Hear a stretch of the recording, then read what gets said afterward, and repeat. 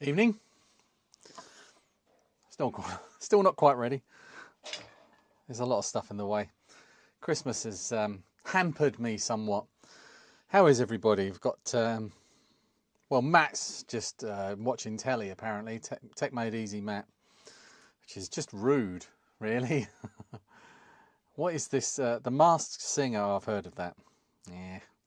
So we've got Henry, Tin Whisker, and Todd, Paul Jordan, on QL, Julian Brown, and Lewis are here so far. There's a few others who are lurking.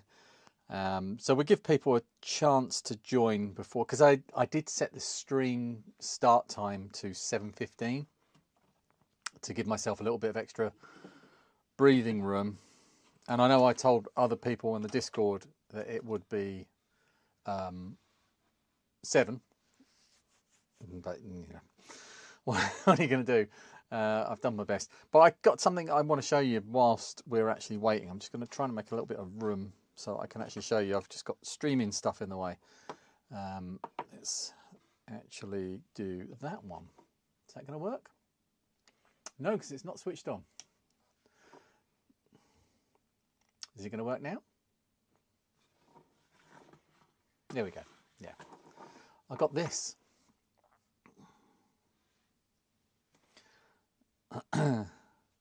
Oh, and Happy New Year. Hello, Polymat's here. I've never heard of him. Peter Addison, Dan Tootle. Hey, hello, mate. David Cochlin, 2109. Happy New Year to you. And just making my 22nd ZX Spectrum. Why have you made so many ZX? What are you doing with them? Are you making like an LLM out of them or something? 22 Spectrums, fantastic. So I can't open this too long, but this is light curing putty. And I don't want to touch it because it is basically resin. And someone in the comments or on Discord or somewhere said, oh, why don't you try this? It's the same sort of thing as your UV cured resin, UV curable resin, this stuff, which is still cracks me up about the warning label on it being completely ineligible. Or illegible. It's illegible, isn't it? Ineligible. So this stuff is basically the same sort of thing, but it's a putty. And just as a test, it only arrived not very long ago. And just as a test, I plonked a pile of it down and I squished it around this screw and hit it with the UV light. And it went off as fast as the other stuff as well. Within seconds, it had already gone hard. And then, because the screw was actually... Oh no, it's a Torx screw, so I can't actually do it. It was screwed all the way into this putty. So the head was right down at that level. And I got the screwdriver into it and tried to tweak it out, and this bit just popped off. It cracked. So it's, I mean, in a similar way to the other stuff, it's got that brittleness to it because it's like a stone. It's really hard. If I get a pair of pliers and just try and break it.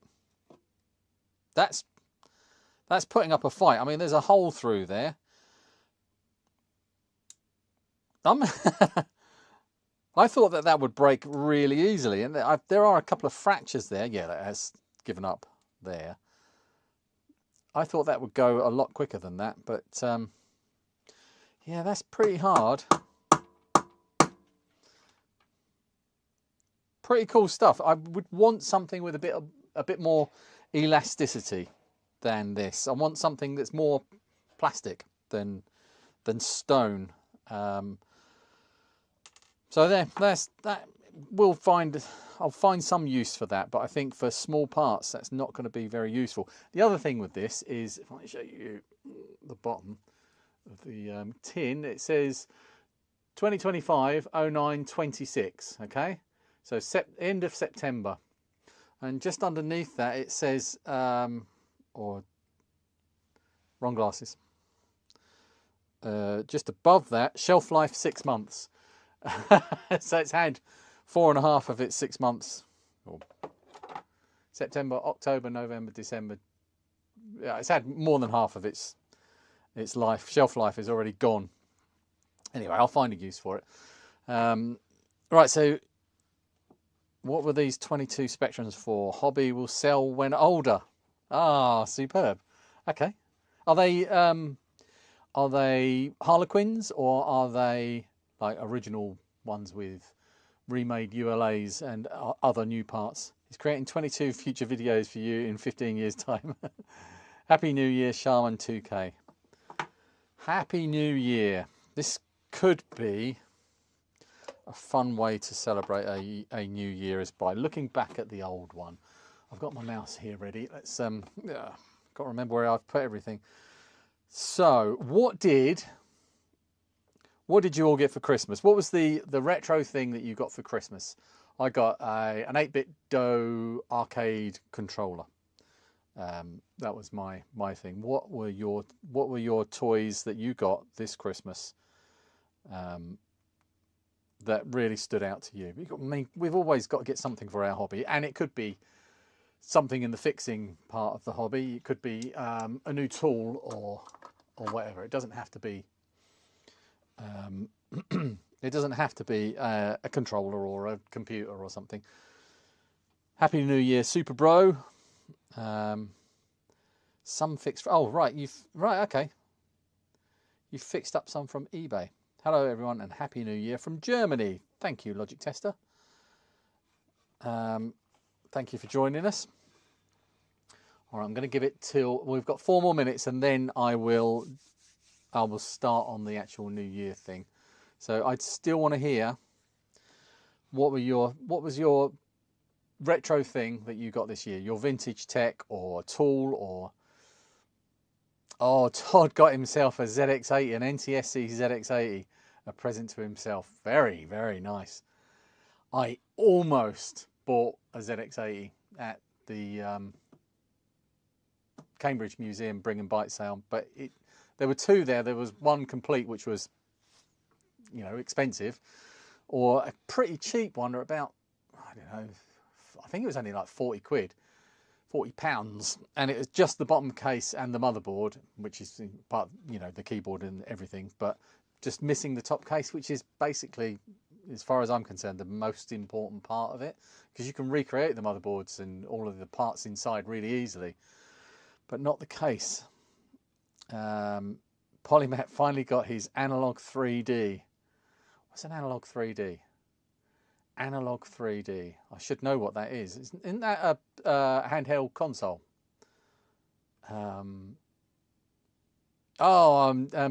Pete Addison got Yahuwah Solder Sucker on my recommendation, so I hope he likes it. I know he likes it. He's already told me.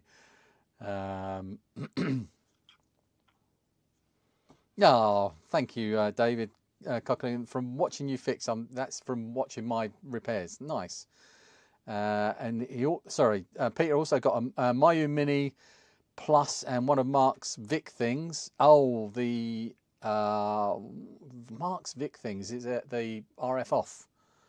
I was very good last year though.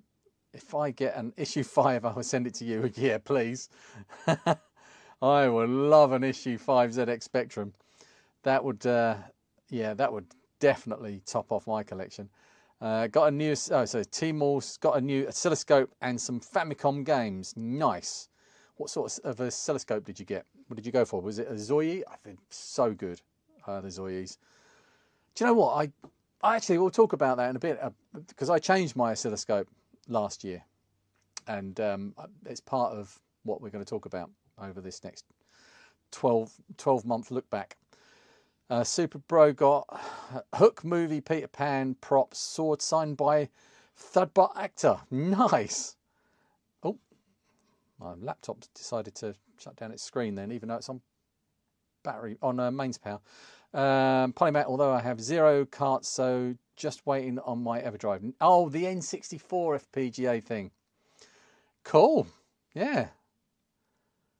Nice. Right. What's the time? 1 more minute. Peter said, yeah, the VIC thing is the VIC 20 version of the RF off, but obviously there is no RF to off, so to speak. Well, it's still RF coming out of there, but I don't think it's involved in the same way as the N64. I've got some bits from Mark at the Retro channel that I want to show on a video soon. I've got some of the Tiara Atari 2600. Look at this. It's not often I actually deliberately go and buy something on eBay for a video, but I did.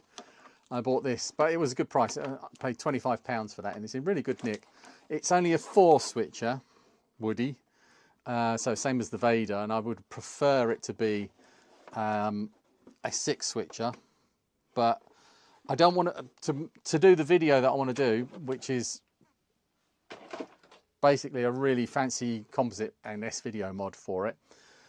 I don't want to mess around with the only Atari Woody 2600 I've got, which is my trash bag one from, that's like, you know, channel heritage. I can't mess around with that.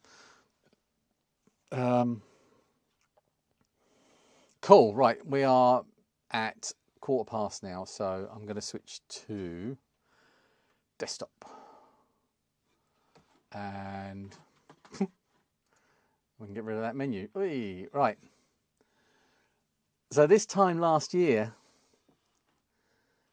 that says 29th of December 2024. I don't know if that is that accurate? Can I look on the info here? Oh, it is the 29th of December. Okay, but it's still included because that's my old 3D printer, a Voxlab Aquila. That was all the rage. It's the, what is the Creality 3D printer that everybody was buying. I can't remember which one. This is a clone of it, and it had some upgrades. I upgraded it with that part there, which is a bed sensor for leveling, and I put in a really fancy a dragonfly hot end in it as well, and upgraded all of these bits up here basically. The rest of it was all solid and sound. It was a good printer and it worked well, but like any of that generation of printer, it required you to be into the 3D printing hobby in order to actually do anything. So I moved it on, and as we can see here, you're only going to see a little bit of it and the top of it. I got myself a Bamboo Lab A1S, and yeah, I'm really impressed with that. It hasn't really put a foot wrong. There's been a couple of times where I've messed up a few things, but that's all user error. I probably would like to upgrade it to something a bit better now. I was looking at resin printers, but in here this is like a really closed, you know, although this is quite a leaky room, there's no actual ventilation coming out of here, and I couldn't run a resin printer in here safely. I don't think that would be very wise to do. Anyway, that picture, that one there, is my wall just over there. You can see the other bit of it up here. And I like to show these things off because it reminds me of some of the projects I've still got to do. So that C64 there has been waiting for its turn in a video for a long time. That one, although the feature creep on that project is ridiculous. That's getting crazy, but that's going to be part of the ladder challenge when that finally gets off the mark. That is a charity 600 that's got to go in the ladder challenge as well. That's my C64C, and that is a charity C64, I think. That one, oh no, that's my test machine, and this one is a charity one. That one was just one of Paul's ones that just got put up on the shelf. There's my Amiga 1200, which I need to get rid of all of this in front of it so that I can get it out more often.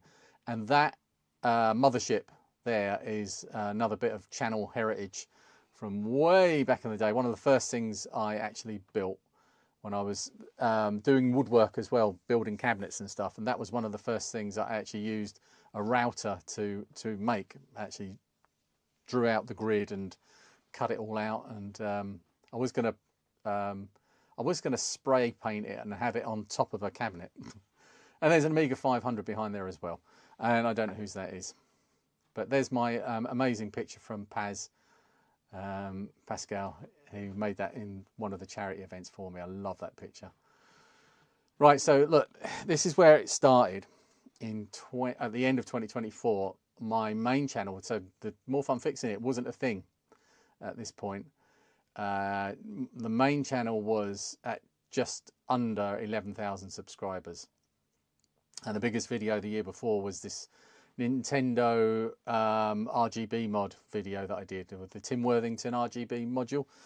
And that, I think I did that video the year before, but it just out of the blue just took off and, you know, picked up 40,000 subscribers. So that's where we're starting at 11,000 subscribers, and we'll see in a minute. Every now and then throughout the year, I screenshot on my phone the subscriber count to remind myself at what stage I was in each point. That is a BBC Model B schematic.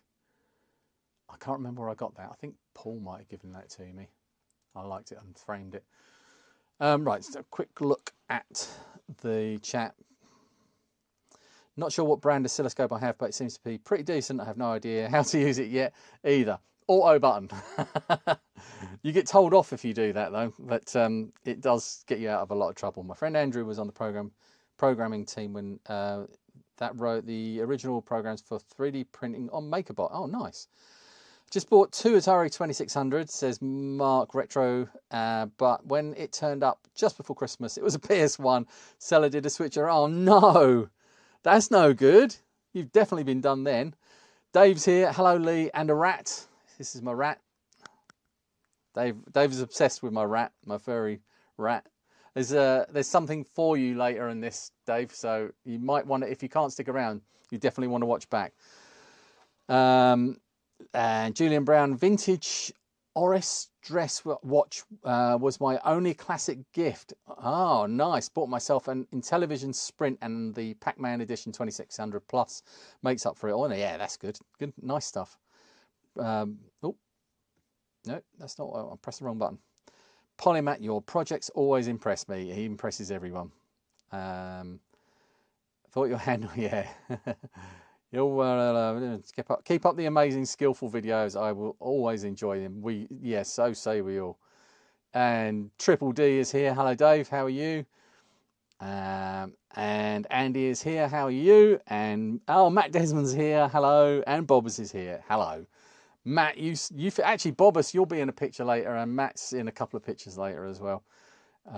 So we've not really got very far. We've just I've tried to keep this first bit slow so that people can join in. We've got a few in the view column already, so let's get on with it now. So talking of Matt Desmond, we've got this thing which he sent to me in January last year. It's the original Des Test Switch. I don't know what version mine is, Matt, but I was going to ask you, because I made a 3D printed case for this, which you can see here. Mine is actually, it's under here. Where is it? In a beige case. In a beige case now. So, Matt, is my board, because I think you said you were going to change things, is my board different to other people's, and can other people use the case that I made for this with their Des Test switches? There's a question for you. And desktop. Hello, Hired Gun, and happy 2026 to you as well, Henry. You're in a few pictures. Wizard of Legend, I bought myself Jaws on VCD. Took 3 attempts to get a genuine copy and 12 weeks to arrive from Japan. Ooh. McLegend, how the hell are you? I have that. You have that case, Henry, this one, because you've got the same board as me, because Matt sent them both over at the same time. Anyway, let's go back up this part here. So that's quite apt that this has happened. I've first discovered these clips, a year ago, and this was when I was using epoxy, 2-part epoxy instead of the UV resin, and that one there is in a case. Well, I've actually just pulled those off with my fingers. The resin just doesn't seem to want to grip to them. Anyway, that is actually I thought I'd put that up because that's the model of power supply. It's a 2 amp 9 volt power supply that I use and convert for Spectrum use. Oh, I've got one over here.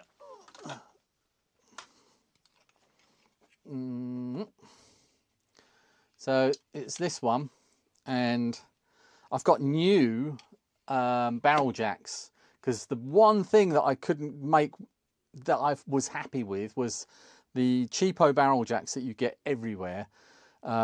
Just didn't really fit really well on these. This one has got like a special tool that clips them together, and the strain relief on them is so much better, and it looks like a factory made one. So yeah, anyway, that's a Spectrum power supply. Workbench is going to fill up, and desktop. So let's move on. More clips, and these clips are really good. Now, somebody was talking about the orientation that I print these in, because I print them on their back, on this face here, and they break, or I've had them break right across here, and you can see that there are let's call it grain, where the 3D filament is actually laid across that joint. So there's no reason, there's no weakness there because of the orientation. So I think that's still the best place. I mean, that part there could be a weakness, but that bit doesn't tend to fall off by itself. It's across here if it goes, and it's quite a lot of pressure when you get it wrong. But yeah, I'm really pleased with the way that video is doing quite well as well. So more Des Test Switch, and that's the case, the original version of it. So Matt, have you? Unfortunately, I changed the layout for the release board. Well, oh well. Ross, hello Ross, how are you doing? Happy New Year to you too. I've always wanted a Spectrum, but they aren't too common in the States. Yeah, sadly, you get it in other ways as well. We get lots of Spectrums. You get lots of 8-bit Ataris and Apple IIs. So you're right, this is something that we did at the beginning of last year. This is a group buy a group buy of Kung Fu Flash 2s. I did a video on that. So every now and then I'm going to drop in comments that I get, and often if I get a comment that makes me laugh for whatever reason, I will share it with my friends on the Big Red Arrow Club. And sometimes they're not the most complimentary comments. Some of them are. There are some nice comments in here. I'm actually going to hide that one at the bottom. It's because it's quite funny. But yeah, the case of buying crap at 4 times the price and claims it better. This is the Hacko versus ZD915 video that I did. And I still get angry comments to this day, and it's over a year ago now. It's probably 18 months ago that I did that video. A follow-up to that video is coming soon. It's in production right now. But yeah, that just seemed to make a lot of people really angry. A lot of people were really grateful for the advice, but you'll see there's some more comments on this one that come later. So anyway, look, there's the Kung Fu Flash 2. That was a lot of fun to do. Doing a group buy is a double-edged sword, because it's really good, fun to make and put together and everything, but there are some bits of it that aren't so much fun, which are this bit. Packing everything up and getting it all sent out. I hate that bit. I really detest that bit. But it was really nice to get them all out there, and I think they're all still working. Oh, I did actually obscure his name, but let's just go with it. Actually, remove from the album. Let's pretend that didn't happen. So 11,001 subscribers, and I think we're still in January. Yeah, 10th of January. I crossed over the 11,000 subscribers mark. I can't see that corner of the screen where the back button is. That was a problem. I think that was the only time that let me down. I did have a lot of problems with printing these cases though, because I kept printing out the wrong, oh yeah, I kept printing out the wrong case, but also the indentation where the label goes on the standard case is really, really hard to print, and I ended up making it flush with the, you know, the surface to make a better print, and then just put the label on top of it. So I swear getting a good review from a Brit is impossible. This whole video is loaded in one direction. To which my reply was, honestly, getting a good comment from an insert nationality here is impossible. It's like they don't even watch the whole video. So this was because, and I've had a few comments like this where people say, oh, your opinion is wrong. And the thing is, in that video, I basically say that the Hakko is the superior tool, but you should buy the ZD915 because the Hakko is ridiculous money. And the ZD915 will do everything you want. And I'll go into more detail on that in the new video that's coming as well. But yeah, it's quite funny when you get these comments and people don't even watch the video. Henry will like this bit. Hello, Chrissy. Oh, I have that case. Fortunately, I changed the layout for the... Oh, we've got to that bit. Happy New Year, Lee. Great UV resin video. Thank you. I just ordered myself some with the lamp and safety glasses, of course. Yeah, don't forget the safety. Yeah, it is important. Do you know, I think the more important thing is don't get it on your hands, because it's been pointed out to me by a few people that it's not only an irritant, it's I can't remember the name of the word for it, the terminology used to describe this, but it's something that can actually make you sensitive to using it, and then you can't ever use it again. So if you keep it on your skin, you build up not a resistance, the opposite of a resistance to it, and yeah, it's not pleasant. So just use some nitrile gloves and don't get it on your skin. Not many people have the prototype boards. Adrian used his in today's video. Yeah, I got a shout out in Adrian's video today. That was quite nice. It's the second part of a Patreon video. I think that's the first time Adrian's mentioned me on one of his videos. Not that I'm counting. There's also some funny comments. Everyone we need to blame is on hand now. Yes. Hey, Julian. It says, Chrissy, hi. Everyone says, hey, and Polpo, how you doing? Oh, Henry's really happy with you at the moment. He's just got his 2 Pico Gusses that he picked up second hand. So they found a second life. Love the Hakko video. Got me to buy a Japanese version and just swap a cap to take it down to 110 volts. Got it at a steal. Love the thing. I am so tempted to buy. It's actually something that's gnawing away at me, because I have recently picked up, don't know where it is, I think it's over there somewhere. I've recently picked up a step-down converter for my Panasonic MSX2s, which are obviously Japanese. And I've got quite a nice step-down converter, which means I can get a 110 volt or 100 volt Hakko and then convert it to 110 volt. And it would be really interesting to compare that to the 240 volt, because I'm wondering, what's the heat uptime difference, because different voltages, and does that make a difference? But is it worth? I could sell it on, and it would only, I think they're about £140, so I wouldn't lose anything, or very much, if anything, if I did sell it on. But as you will see, there are currently, well, there's one here. This is a desoldering station, the Yahoo that Pete was talking about. I've got my Hakko there. I've got a Galgi S993 as well, and a ZD915, and some other desoldering tools, which I'm not going to spoil here for the video that's coming up. And Do I need another one? Is this another feature creep thing, or should I just make that into a separate video? Hacko versus Hacko, Japan versus UK. Interesting. Yeah, I think I'll do that. So I'll get that later. I really should have done that instead of playing. Yeah, actually, Dave, Velociraptor Dave has bought a 100-volt one, but I don't think he's actually plugged it in yet. I'm not sure if his step-down converter is powerful enough.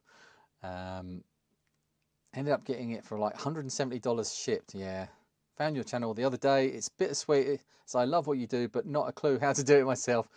The time I learn, it will all be obsolete, but happy to watch along. Everything is obsolete, Andrew. Everything we do is obsolete already. Allergenic, thank you, Dan. Henry's spotted his Henry composite. For the UV resin, have you thought about doing something completely different instead of...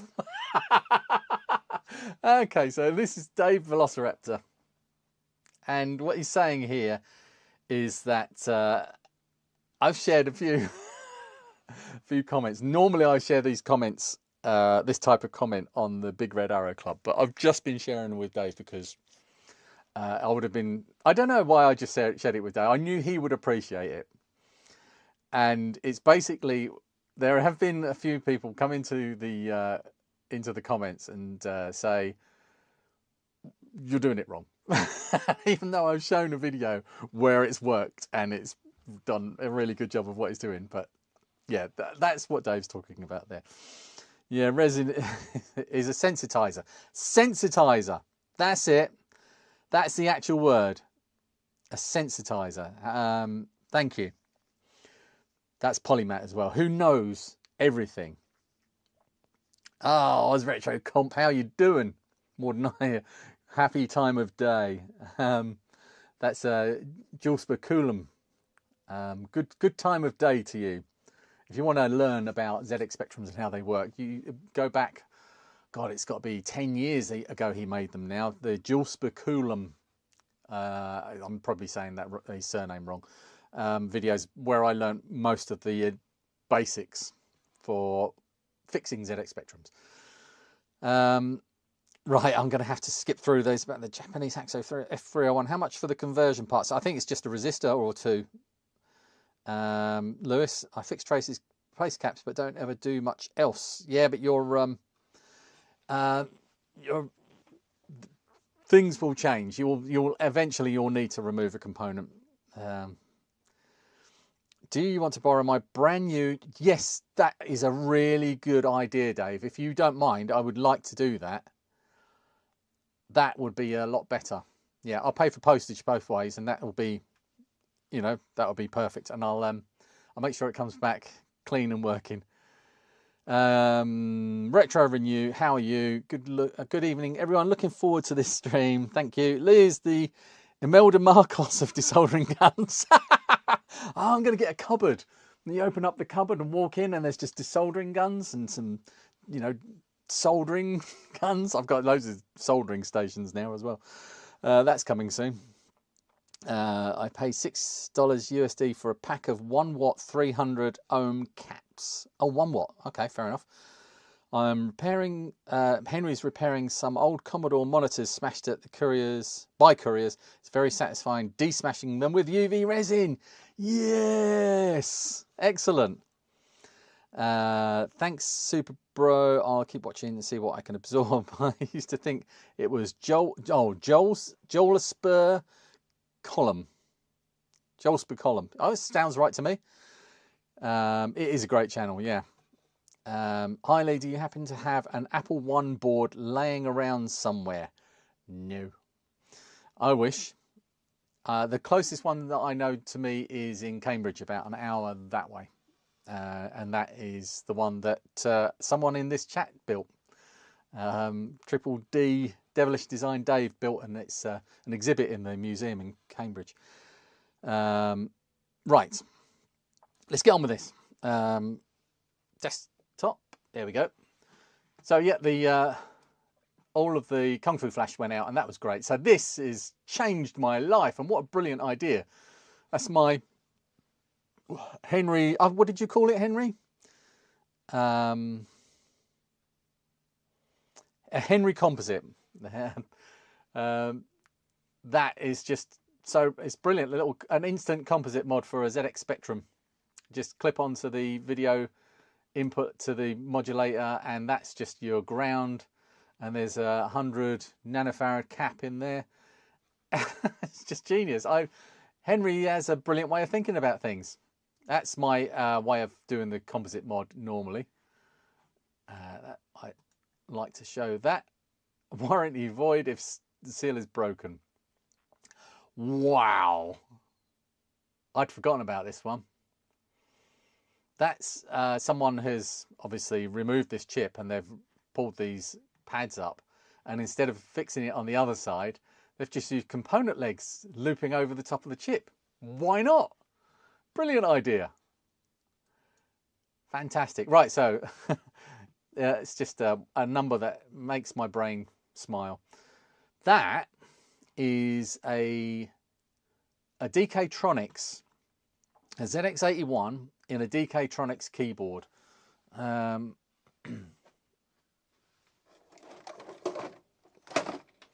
So this is the bench. This is the ZX Spectrum version. It's the early version without the spacebar. But that one in the picture there is the ZX81 version. I don't know if I did a video on this, but it's a repair for Paul, and that's got an inbuilt 16K RAM pack, and which I ended up having to put a modern RAM pack inside it because the original one just wouldn't. Oh, there it is. That's the DK-Tronics. All right, so here, this is interesting. This is where the channel was at what date. This is More Fun Fixing It when I changed the name, and January, the end of January, near the end of January, in just under a year ago. Okay, so that's where we were there. Another view of that's completely changed as well. I try to keep these plastic boxes off of that workbench behind me now because things just oh, in fact, that's Reese's plastic box that's full of Famicoms. I need to give that back to him at some point. Here's my mate Henry.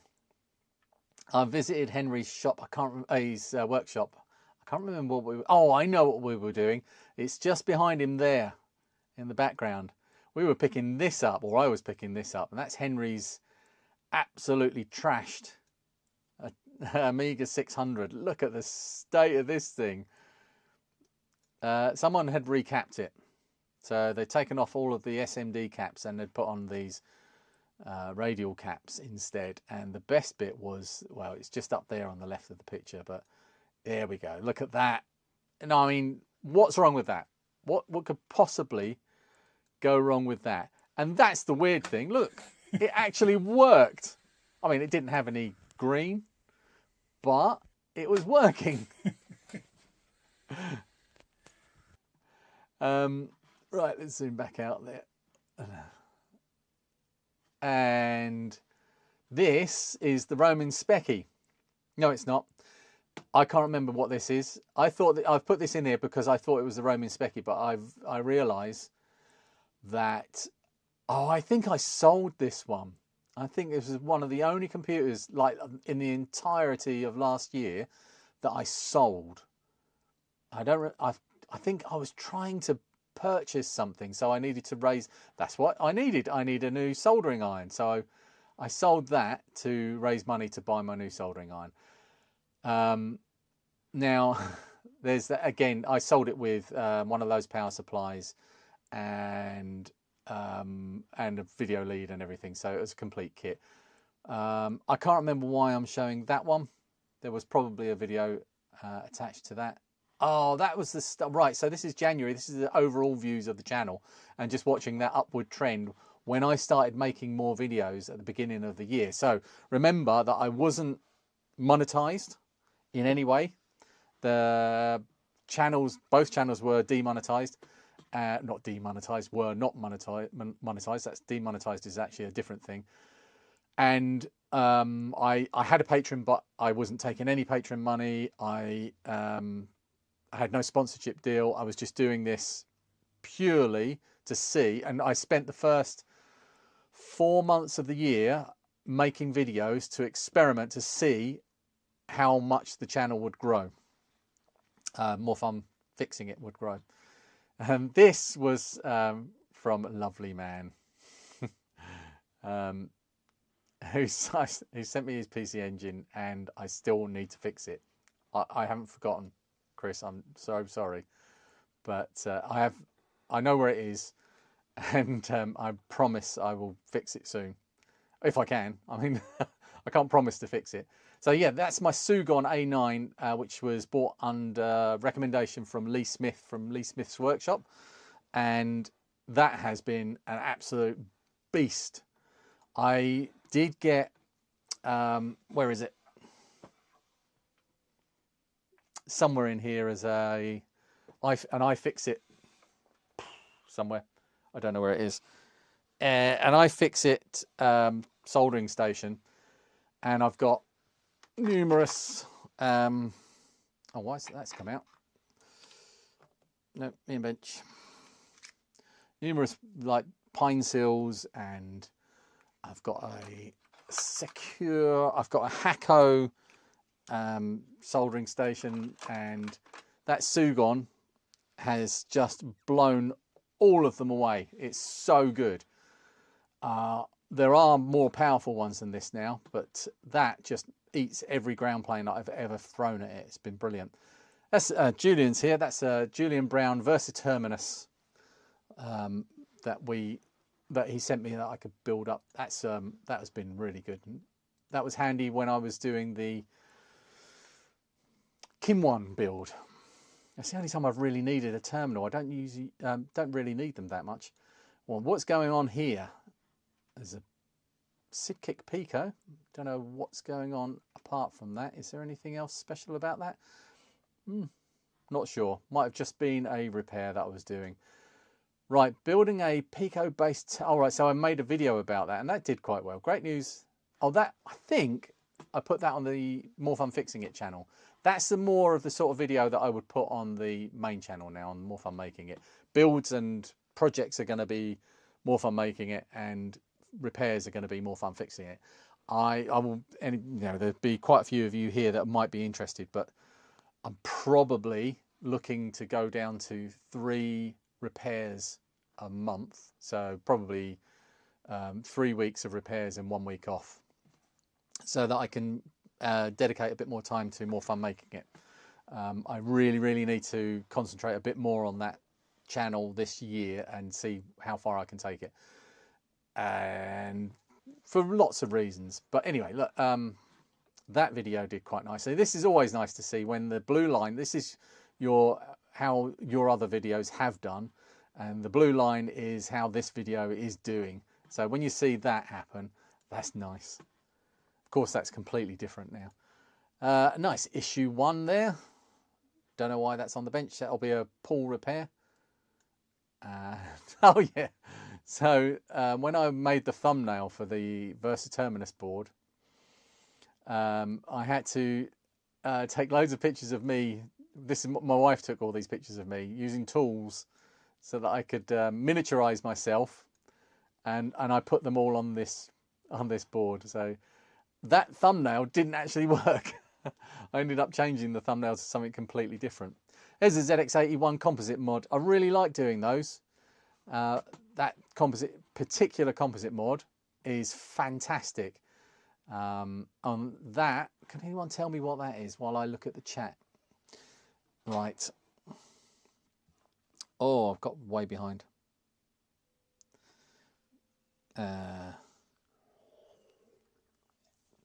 Currently testing old C64 tapes. Currently about 50-50 works.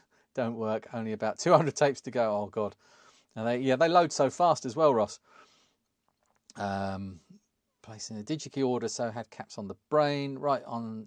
Yeah, these types of repair channels always give me a boost of curiosity of self-repair. Now that's a bodge. Now you're talking about that looped over the top of the chip one. I'm a horrible pedant, so it was hard not to say anything, sorry. Nah. I can't join the library, never mind 2 wires, but I'm sure I could give it a go and learn. Fake TI chip on that DK-Tronics thing. A fake TI chip on that DK-Tronics thing? Oh, yes. Oh, right, on that memory. A fake TI chip.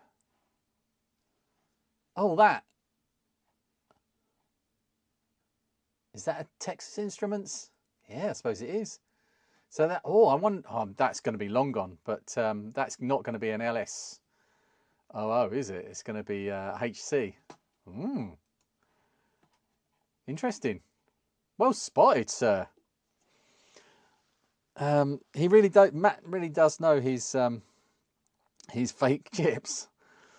Oh yeah, and Ian picked it up as well. He spotted the vaguely Texas-shaped logo. Someone sneezed on it, and that's why they just outlined it. Look at those good-looking chaps. That's me and Henry, of course. That's what he's talking about there. Recapped it with an acetylene torch. Isn't that how they make little caps? Oh, right. The mounted ones. Looks like that Amiga was recapped by a plumber. 600. Oh, God. That 600 was very special, like the Toy Story under the bed toys. Got a big bag of Tangfastic Shame My Car. Oh, stop it. Oh, I did get some Christmas Tang sweets, but I've run out now. This is the first day without junk food, and I'm struggling. Picos everywhere. I do love a Pico. Cat tax, yep. No, cat cruelty. She's the one who does the cruelty. She actually absolutely savaged my hand the other day. I won't show you because it's gruesome. Hey, thank you, Peter. C64 PSU. Aspire Versaterminus as Lee calls it. Yeah, I named it Versaterminus.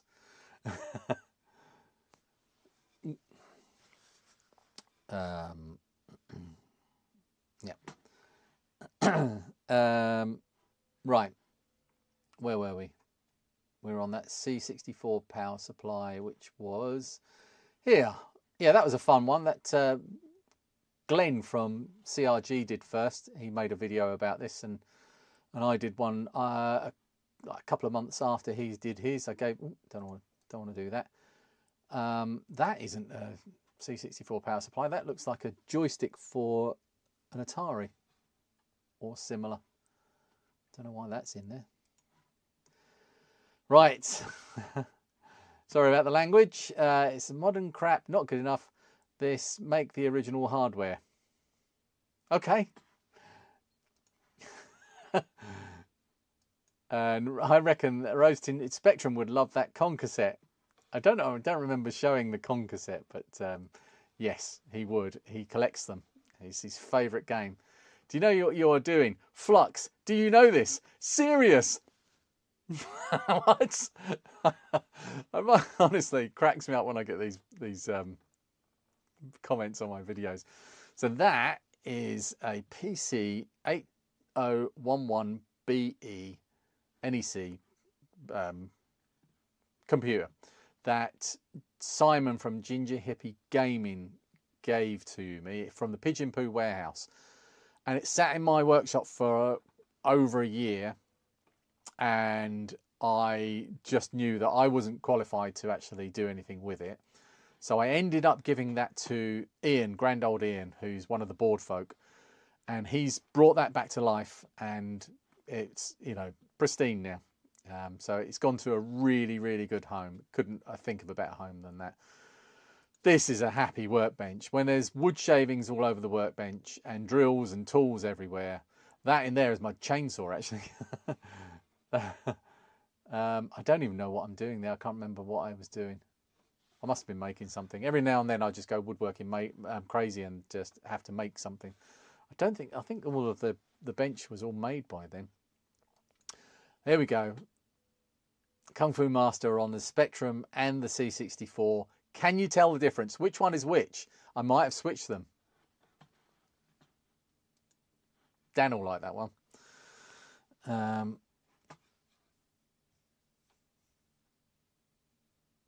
think my chat has frozen. Nope, nobody's talking. Love you guys. One of the major attractions for me about the retro scene, bear in mind I'm 67 years old and was around when it was cutting edge tech, is how friendly and inclusive as a whole the whole scene is, and you guys are a great example of this. So this would have been a comment on at the beginning of the year when I started doing repair videos on More Fun Fixing It. I also started doing podcasts as well. I don't know how I did it. I was doing a podcast on a Sunday, releasing a repair video on a Saturday and another video on a Wednesday. I've never been able to release 3 videos a week before that, and I couldn't do it now. Not sure. Sometimes you just things just all fall into place and it seems to work. As I went on and I did those podcasts more and more, I really started to struggle because it starts to take up more of your time somehow. Here's a good one. You were good in Lock, Stock and Two Smoking Barrels. There is a character that wears quite heavy glasses. Like these are my screen glasses. My walking around glasses are actually lighter and thinner. But yeah, apparently I look like him. And that was from the Retro is Cheap on the main channel. That was one of my biggest videos on that channel. So More Fun Making It hit nearly 12,000. Well, did hit 12,000, and More Fun Fixing It hit 3,000. So I started just over 2,000 on this one and just over 11,000 on this one. So we've hit 1,000 subscribers in, and it's just about March. This is when I was really, I was getting into it. I was just, the wheels were starting to turn now. There's that Saga Emperor one that Paul loaned me to look at, and it ended up, I didn't really do very much with it because it was so fragile.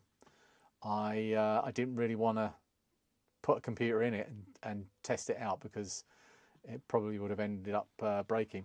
That's the only C64 up until that point, the only C64 cap that I'd ever seen that had broken, that had leaked.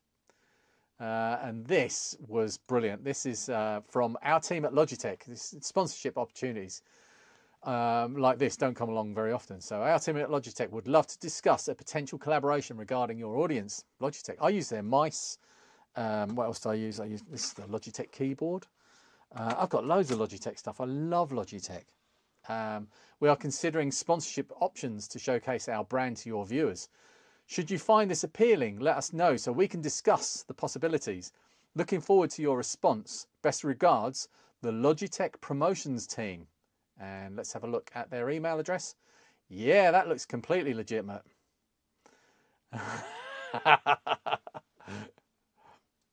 Nah, mate. There's my mate Henry again. Henry has lost a shed load of weight, I'll have you know. And you're looking really good, actually, Henry, I have to say. Look at this. What's gone on there? That's a glass encapsulated capacitor. That is 50 volt, 220. What's a 220? Is a, I've got it on my wall. 220 is a 0.22 nanofarad. I never remember, so I have to have charts on my wall. This is, I think this is from, I was going to say this is from Henry Hazmat, but I thought, oh, maybe that might be later. Yeah, dirty. I love opening up computers like this, and I have got, we will be seeing, oh yeah, this was one of Paul's C64s. This is the one where that cap, I'm pretty sure it was that one, just gave up and exploded when I turned it on. Bet Shane is watching, quietly thinking of emigrating. He'd probably camp outside to be first in line. So we've got a few jealous Australians watch some of the some of the videos. Ken Knight, I think I've heard that name before. Tony will know who that is. Rabbit, yak, yak. We've all gone to watch Traitors. This is Lee having a go at me for talking too long in his podcast when I was a guest. That comes up in a bit. I think I've left that in. Did it turn into a bit of a saga? No, that's not the Henry Hazmat. That comes later. My best mate had a Saga keyboard on his Spectrum 48K along with a Rotronics wafer drive. Ooh, proper keyboard. I think I've got a wafer drive. Oh, I've got a different sort of drive up there for a Spectrum. You barely talk at all. I don't see how Lee could accuse you of talking too much. I have a big box of Mega Drives that are worse than the C64 Hazmat. Ooh. But they'll all work. That's the big problem with Mega Drives, is they still work. Even you could like bury them in silage for 6 years and it'll come out, turn it on, it'll work. Right, so the Silver Label C64, which I still haven't fixed. It's coming soon, very, very soon. It keeps getting pushed back because I have to keep trying to maintain a buffer, and Christmas has wiped out my buffer. So what happened beginning of last week was on Monday last week. I had a day to work in here and get a video done. I think it was Monday, it might have been Tuesday, and I set up everything, got the cameras all on, and I picked up it's down there, it's staring at me, a ZX Spectrum Plus 2 Grey, got it on the workbench, and it had a simple fault, I thought, which was a bad power jack. So I thought this will be just a short video, as long as I can get something out on Saturday, that will be nice. And so I fixed the power jack using UV resin. It worked brilliantly. And I plugged it in, turned it on, and it was faulty as well. I could not fix it. It's beaten me. I took practically every chip off of there apart from the memory. There's 16 RAM chips. Took 3 of the RAM chips off, which were indicated as faulty, but they weren't. And yeah, I went round in circles. I've tested all of the major ICs in other machines, and it works fine. And I don't know what's wrong with it. And it was either I was going to throw my head against the wall or the machine against the wall. So I put it away and abandoned having a video out for Saturday. Anyway, that looks like a +3. Yep. The ZX Spectrum +3 with its dodgy floating ULA. Don't know why they do that. I know, some idiot on a screen. That's basically what I'm looking at now. This really is Inception. The most fun you can have for £20. No, it's not. Most STs aren't that cheap, and if they are, it's because they need fixing. Weird. That's the rubber that you get around a +3 ZX Spectrum or an Amstrad CPC 6128 3-inch drive. Once the belt perishes and goes to mush, it's absolutely disgusting. I did a video on that. That did quite well. So that thumbnail was a stroke of genius. Aw, thank you. I was quite proud of that thumbnail, actually. Can we zoom in on that? Why can't I zoom in? What's wrong with Zoom? Oh well. Oh yes. Right, this is an interesting thing, and that's a little theme that's going to run through the rest of, well, for about 6 months of this year after this. And this was a video that I did reviewing the Thermal Master P2 Pro, the world's smallest thermal camera. And the video came out and it did poorly, which all reviews do. This is why most YouTubers are reluctant to do review videos, because although you do get something free out of it, that's quite nice. And I probably would have ended up with a thermal camera by now, but I would have not have had one at the stage that I've got my first one, the top-down one, which I've sent on to someone else now.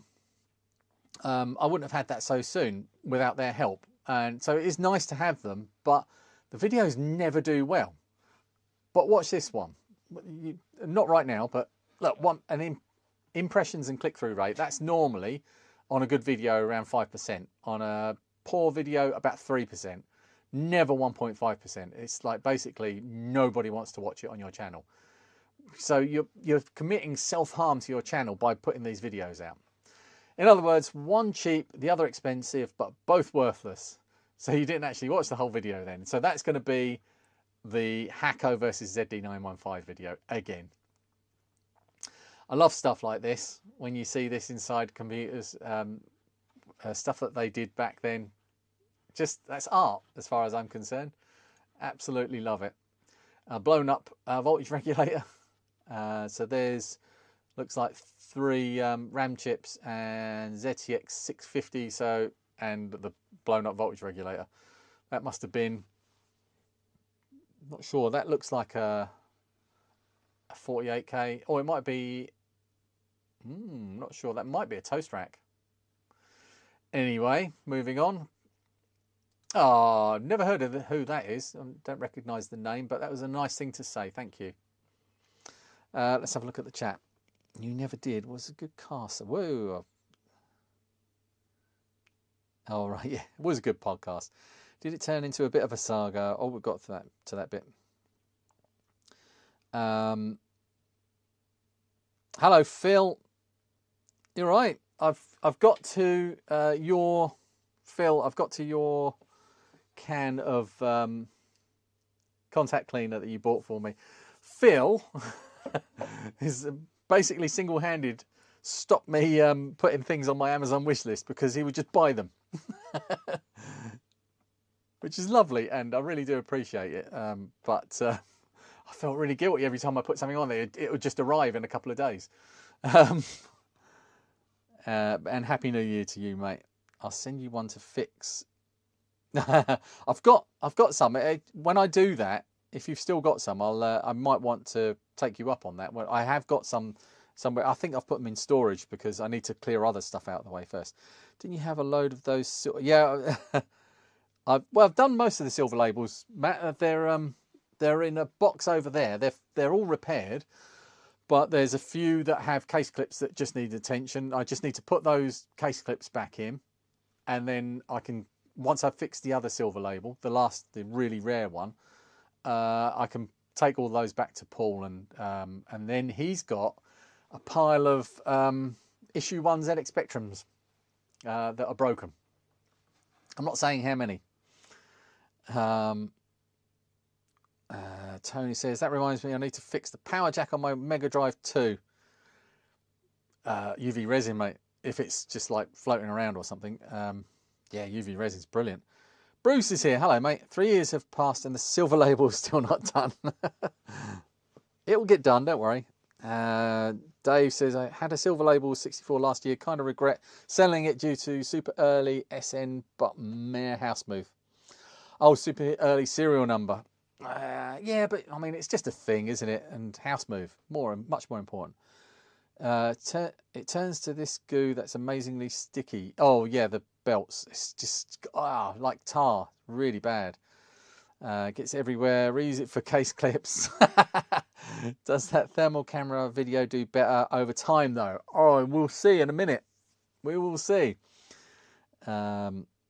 And Andy says we should make some kind of sculpture from all the blown components we remove. Oh, yeah, that's a nice idea. Art. So that is a Spectrum +3 power supply. Yeah, +3 power supply that I've got hanging up over on the wall there. I just gutted it and stuck a Pico. That's just in testing to see if it works. Just remove the ATX clip, a Pico ATX, and remove the ATX power connector and wire the connections directly to it. And that is a lightweight, super duper ZX Spectrum +3 or +2 power supply. That is right. So when I'm filming fixing videos, I don't have a camera here. That camera is my face camera, and that is my top-down camera. This light is like on a tripod. I don't use that one for fixing videos. I just use the ones, that one up there and one that's up on the ceiling now that's shining on my face here, and that one. So I have the 2 ways of filming, and this is obviously I must have been doing the ZX Spectrum video at this point. It looks like they're, oh no, I can't, oh I can zoom. Yeah, that's the keys for the ZX Spectrum. Is there anything else going on there? I do like looking at my workbench from days gone by and see what other things have changed, or if I've forgotten things and changed tools and stuff. There's my gimbal there. What's that doing there? But not much has changed over this last year. You can see the way that I connect or attach. Right, so my vise has this long piece of wood in it, which is actually screwed to the bench. There's a screw going through there into the workbench. So it's fixed at this end and it's fixed in the vise at this end. And I routed a channel, like a groove into this top bit here for the clamp to find easy purchase, so that I could move the camera around easy. So I can move it up and down this. And this arm is really, really quick. The arm is actually right here. Ooh. These are brilliant. If anyone wants to film anything, come on, come off.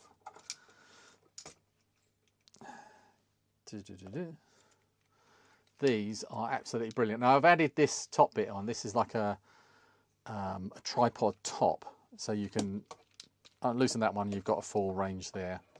And I've got a quick release clamp on it here, so put a camera in or whatever, or a light, and then I can just pose it. And that's like for panning and tilting. Oh, sorry, panning, and this is for full range. But as soon as you loosen that, the whole thing just goes a bit more. The whole thing just goes floppy, and then do it up, and it's rigid. Now, Paz got me this one. These are small rig brand. You can get a third-party brand of these. They're not very good. The clamps on them are not very good, and they tend to just like sag. These never move. They're brilliant. Desktop. Quick look at the chat. Does that thermal camera video do? All right. So still no chat. You've all stopped talking again. It's because I'm talking, isn't it? Sorry, you don't have to talk. It's fine. Right, so another picture of my workbench. Right, so this is that video which did really badly, and then 3 days in flew up. 13,000 views in probably 8 days, which is more than my main channel videos have ever got. And that's the watch time there, which is a lot. And this is the device type. They're all mobiles. This doesn't happen. I get a fairly even split actually between tablet doesn't get so many, but TV, computer and mobile are usually quite evenly split. That is a weird figure. And the age range of the demographic of my audience, this is not my audience. For my videos, I get a split between 35 and 65. It's peaking at 45 and 55, but nothing, well, very few under that. It's really weird that this one seems to be like all age ranges. My the demographic for gender on my usual videos is about 99% male. Don't know why that is. And top geographies, 90% United States. Again, I'm like 60% UK normally. And people not subscribed, 93% it's usually actually an even split.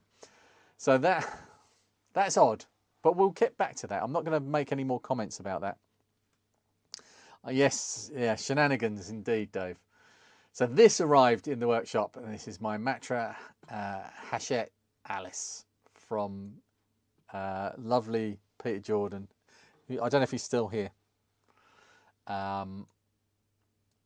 Which I do need to do something with. Remember the context. Imagine your video flashes across a crowded screen. Is it attention grabbing? How compelling and clear is it? Oh, right. I quite like this because I think, yeah, look, there's a Neil video there. There's an Adrian video there. I don't know who this is. I'm not sure who did that video. How does it fix your... And I thought my video, my thumbnail, actually, even though it was only a review, I thought that was a really good thumbnail. I thought it stood out. This one is actually still in the workshop. Yeah, it's over there. That's the one that had, I don't know if it's got any pictures of this. Okay, another comment, 30-minute long video and not a good view of the motherboard and components. Well, soz, I wasn't going to tear it apart just for your entertainment. This is the other side of my workshop. And so this is the bit that you can see normally, which I've light in red on this side and normal light on this side. And there, it looks like, oh no, it looks like I'm 3D printing a ZX Spectrum there. That is a terminal keyboard that I robbed off of Paul. I don't know if he wants it back, but it's here if he wants it. That's my Alice waiting with bits. I probably was making the video about it right when I took that picture. Don't know why I took this picture. I'm trying to work out. That's my Rob Smith dev badge that he made me and everybody else in the Big Red Arrow Club for one of the meetups. Oh look, there's a This Week in Retro mug. Thomas uses that mug all the time now, Dave. All the time. It's one of his favourites. And he always says, hello, Dave. Hello, Neil. Hello, Duncan. Hello. I don't know if Chris is on that one. I'm not sure. Right, so let's move on. Bought a lot from Lee, and he was always accommodating and helpful. Will miss his shop and still waiting for my elk stand. Dennis is also brilliant, produces some amazing stuff when he isn't making Horizon games. These podcast interviews are brilliant. So that must be Lee Smith did a podcast with me, and everybody really liked them, and I really wish I had more time to do them. So right, 100,000 views. This is the thermal camera video. Impressions 1.4, average view 15 minutes, almost exactly, suspiciously so, and 100,000 views. The only video I've ever had go over 100,000 views. There's an ZX Spectrum with an S-Video mod board on it, which is great, but I've only got one screen over here that has well, actually I've got another one over there that's got S-Video on it, but it's more difficult to get S-Video into other things. It's easier to get composite into other things, into more modern stuff actually, and convert that. But yeah, it's a good mod, and I took that to Retrofest actually. I think that's why I S-Video modded that one so that I could use it there. If chip select is not active, it's obviously not the character ROM. Chip select is an input. You need to look where the chip select signal comes from. Oh dear, that silver label is in for a mega butchering. So the original silver label, the first one, the rare one, has had a couple of videos, and this was, can you help me fix it? And yeah, some people took offense. Oh, and I looked back at this guy's history of his comments. Oh yes, I remember you. You're the guy that thought replacing all of the chips in a silver label was a good idea, which is obviously not. Please don't act like a know-it-all jackass in my comment sections. If you have something positive to share, I'm all ears. And remember, nobody knows everything, so don't assume all of the videos you watch are made by experts. This is YouTube, not a technical manual. I've never claimed to be an expert, and I take a lot of my time making content for other people's entertainment. If that's not what you like, then go and watch something else. So every now and then, I do bite back. I probably shouldn't. The thermal camera video is still going, 131,000 views. Look at this. On my second channel. Mobile, 99%. And for a laugh, what date is this? No, I don't want to do that. Oh, no. Info. April. So it's just before I turn on monetization on the channel as a whole. I turned on monetization on this video, and it was getting 10,000 views, it would get like 5,000 views a day, easily. 5,000 views a day, which is mad. And it just kept going and churning and churning and churning. At the same time, Jim from Happy Little Diodes, he'd done a thermal camera review with Thermal Master as well, and the same thing was happening to his video. It was going nuts. And so I turned on monetization just to see what would happen. Nothing happened. Didn't get any money from it, no ad revenue from it whatsoever. Just from the natural views I was getting, whatever these were, from bots or whatever, I would get nothing at all. But from natural views, a few pennies were coming in.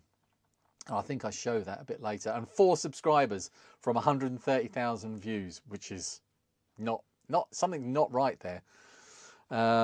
Obviously. That Minitel, really? Lots of €10 Minitels here in France. Could smuggle one in and have luggage when I come. Ooh, there's Gametin Ben on the Discord just rebuilt one that was in the resin video.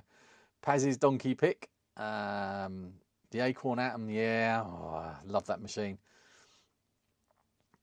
That's Robin's video 8, but showing. Oh right, thank you, Hired Gun, Ghetto64. Yep, few people picked that up.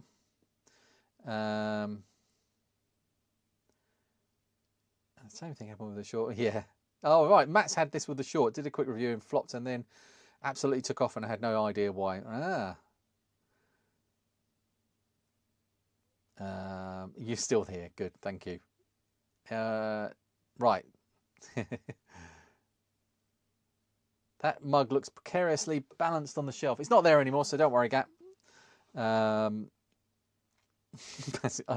Something keeps catching my eye about Paz's Donkey Pick, which is a bit off.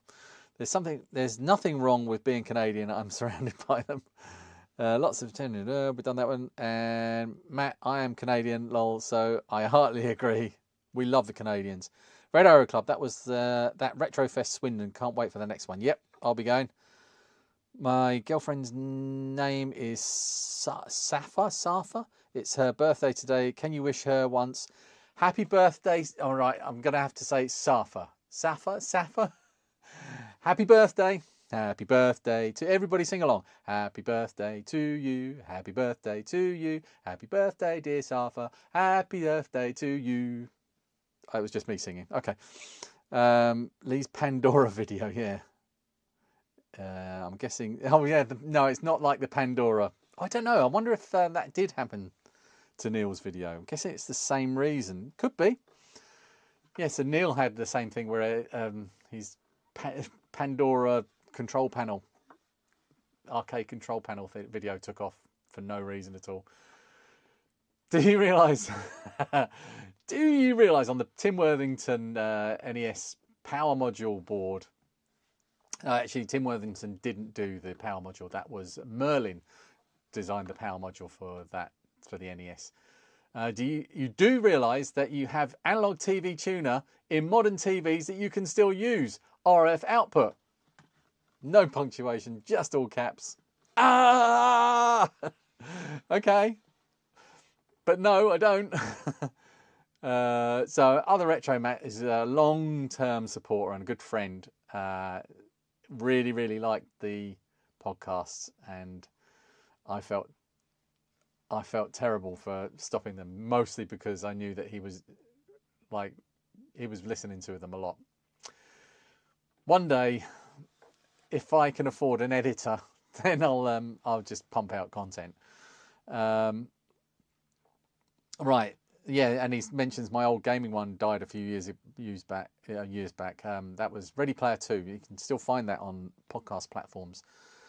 A podcast I used to be in. I didn't used to be in all of them. I was in most of the later ones. But yeah, that was good fun and got me started in all of this as well. Got a lot to thank Richard and Lewis and Ross and Elle for taking me in as part of their team. Just buy a new 3-pin connector already. You're not my mom. Oh, I had some problems with this thing. Yeah, that's actually now been fixed and solved by Chrissy, who's in chat, who sent me a StarTech.com capture device, and it's fantastic. It's solved all of those problems. It's brilliant. Thank you, Chrissy. I really appreciate that. So that is a Commodore 64 boot screen. Do you notice anything different about it? That's a Mark from the Retro Channel special. He sent me some bits. I sent him a Super PLA to help him fix a computer, a Commodore 64 that he was repairing.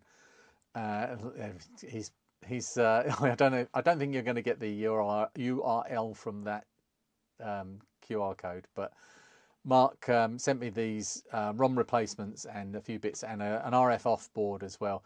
And they're not there. They're in a empty case there with an empty board. That's a project for me to build a C64 from scratch, basically using all of these parts and other bits and pieces that I've got as well. And the C64 board in there is one from a very special one, probably outside of the board folk, might be unique. And that is Chrissy sent me or handed that to me. I can't remember if he gave it to me or sent it to me, but Chrissy, who's in the chat, one of the board folk, made sure that I got hold of that. And it is a really special board. So look, watch out for that one happening. Yeah, he's still here. It's Pal. Chrissy makes people buy scalers. Yeah. TVs. Yeah, I know. Tony, right? They don't have tuners in them anymore. When people get all condescending while typing with boxing gloves on. Neil's video was just good and popular, and it wasn't really his kind of thing. Okay. It wasn't good. It was a terrible video. No, it was all of his videos are good. So the this screen here is actually Commodore 64 with the ROM, basic ROM. I'm thinking, or it might have changed. Was it the kernel or basic ROM that he changed? Probably the kernel ROM that he's changed. But one of these is the kernel ROM or whatever ROM that makes the Commodore 64 boot up in ZX Spectrum mode. I don't tend to watch these type of videos, but I got hooked on this one and fully enjoyed it, thanks to the both of you. So that's another. Oh, I don't know who that would be aimed at. I thought it might be here somewhere. That's another podcast. This one actually, right. So when I had Patreon was active before I turned on earnings, Go Day was 18th of May. Henry and a couple of other people found out that they could actually still pledge on Patreon because I had no tiers. I turned them all off. I deleted all of the tiers, and grandfathered the one that people were still part of, and paused billing so that nobody would get charged. And Henry still managed to find a way to actually pledge and got around it. What have we got here? A ZX Spectrum that is having its picture taken for some reason. No idea why. I don't know why that says an issue 2. Oh, it's got a -3 ULA. That might work. They are going to be fixed soon. So there's a load of. I've got a stack of issue 2 ZX Spectrums with -2 ULAs, which have got very weak outputs and can't really display on modern TVs. And Peter Mulholland and Jim from Happy Little Diodes have come up with something to replace this part of the circuit and some other components as well. But the trimmer caps and the trimmer resistors, I think it might just be the trimmer resistors, but they've put a circuit board in here that replaces this part of the circuit and brings it up to the issue 3 standard. And apparently a lot of those ULAs will work with that issue. That is the Zoe multimeter thing. I didn't like that to start with. This thing, I thought it was awkward, and you put it down, you can only see it in this orientation. If you want to look, you want to probe something like this, you have to get down and look at it, and it's awkward. But I find myself using it more and more because it's so quick to turn on and get going, that it's actually quite a convenient tool, and they're very, very cheap. So that was fun. Right, so we're up to 3,456 subscribers, and we're up to April. We're doing well. This was one of the best days of the year, or the best weekends of the year. Me and Thomas went to the cave, but we'll get to that. Let's talk about this one first. What are you talking about? 120 nanoseconds is faster, not slower. So I kept getting... This was the Pico DRAM chip tester video that I did, where I kept getting my speeds modelled up. And no one lets you off of that sort of thing on the internet. You've got to be 100% accurate or get out. Anyway, so look, we've got some... Oh, Thomas, he looked really tired there. We had a lovely meal in the Bear of Robborough, where we stayed for that evening. Breakfast in the morning, and then into the cave, where Thomas got to do the hoovering.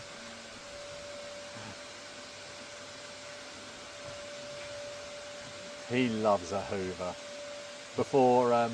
Before everybody arrived, and then Thomas got his own volunteer badge, and we took the roaming specky with us to be signed. And that's right now. It's in Australia. It's in the hands of Mark and Jason, Mr. Lurch, and they are finished with it now. Sorry, that was Keith. That was Keith, Yawning Angel Keith, and that's Hack Bill Restore Andy, who's still here. I know. And that's Naoki, young Naoki, and the same people, and some more people. Another Henry picture. You slipped into quite a few of these pictures, Henry. My mate Jason. Works really well. Thomas playing some MMS2 games on the portable one, and then we got the Roman Specky signed. Tony, have you had the Roman Specky? Is because it's about to leave Australia. I don't know if you wanted a turn with it. TVs when analog. Are these multimeters any good? Yeah, it's pretty good. It's pretty good. They're really, really cheap, hire gun. I'd say it's worth having just for certain types of things, like quickly checking the value of resistors or capacitors or something that you've got out of the board. It's quite easy just to plonk it on them, rather than with a normal multimeter with 2 leads and the component, you need 3 hands. It does make certain jobs easier. Wouldn't be surprised if analog tuners were phased out in the UK much earlier. There's a picture of a horned donkey on the wall there. No, it was 10 to 12 years ago. I still have some flat screen TVs. Oh, we're talking about the tuners. That's you, yeah. Can't be sure without digging around behind the thing. But Sony Bravia I bought in 2013 is still having in the living room, has both analog and digital tuning. Yeah, in the UK they've gone. They've been gone a long time. So yeah, that's some Scottish bloke. Yeah. Who that Scottish bloke wrote or helped write a few important games on the Amiga and beyond. More volunteering duties. Thomas had such a good day. He had an absolutely brilliant day. And there at the end of the day with Richard doing a bit of hoovering up. And that's Richard packing up a box of Mr. Multisystem 2 for me to take home.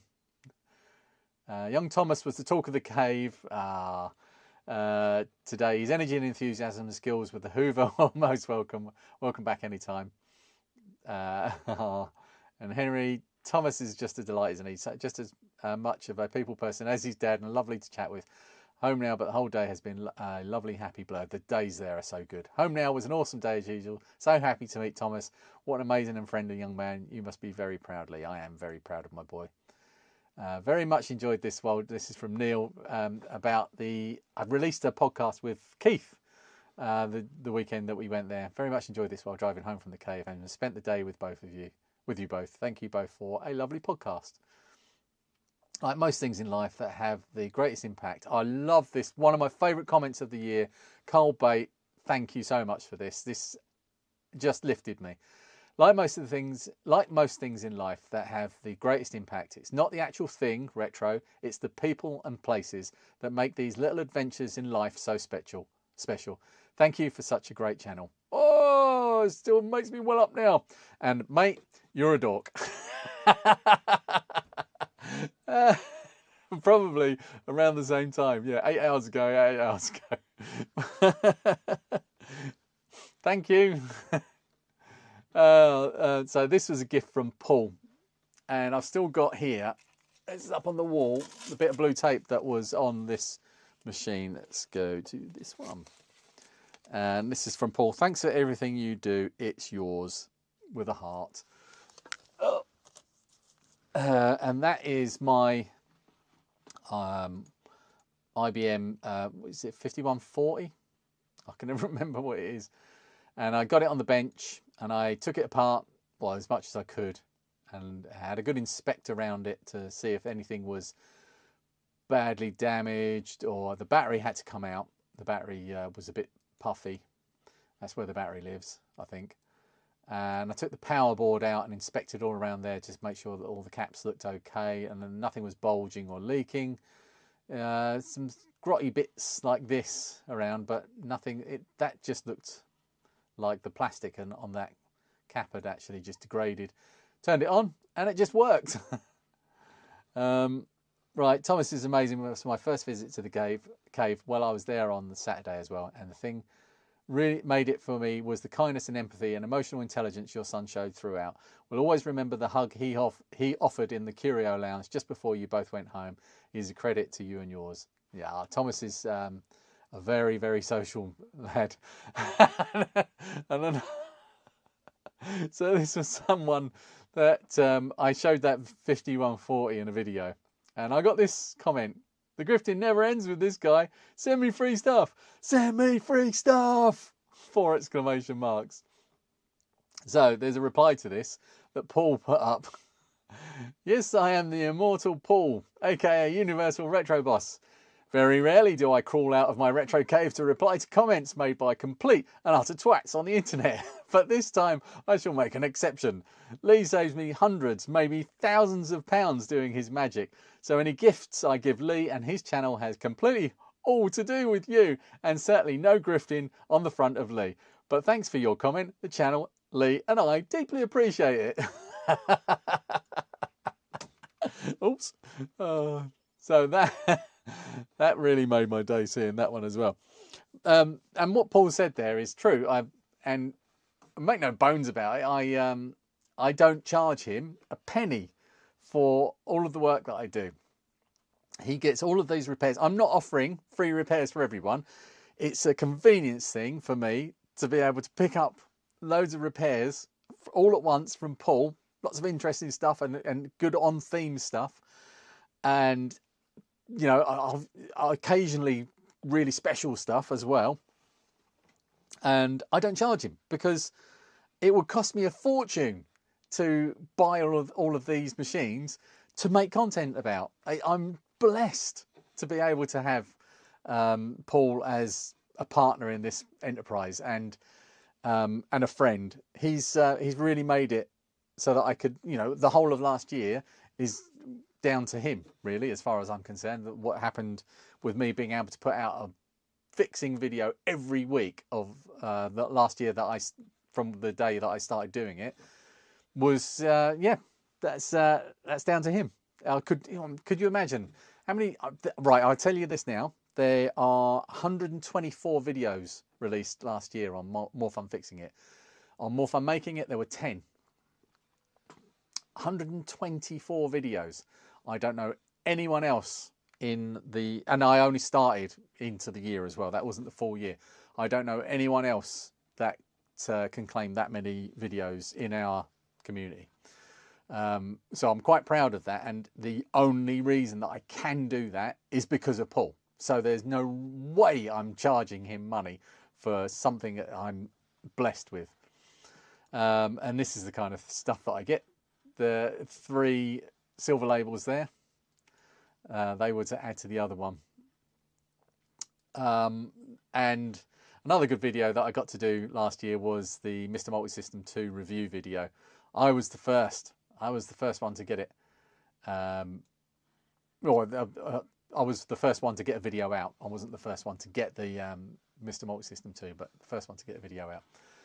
There's more case clips being glued with the wrong stuff. Don't do it with that stuff. The only thing that so the Mr. Multisystem 2 and Mr. in general, not necessarily that one, but the whole Mr. ecosystem, the arcade cores that come with when you do the big install thing, I can't remember what it's called. Oh, excuse me. The arcade cores that come, there's a certain amount of arcade games. It's not like downloading a MAME repository and playing all of the arcade games from every era ever. You get a certain amount of arcade games. And I was really, really disappointed that Choplifter wasn't on there. You can add it, but it then isn't a cycle accurate type thing. It's not all the chips aren't being emulated. It's just the game being emulated through a MAME type thing. So it took me a while to get MAME working on the Mr. Multisystem 2, but I got it working, and I did enjoy playing Choplifter, but I really was a bit disappointed that there are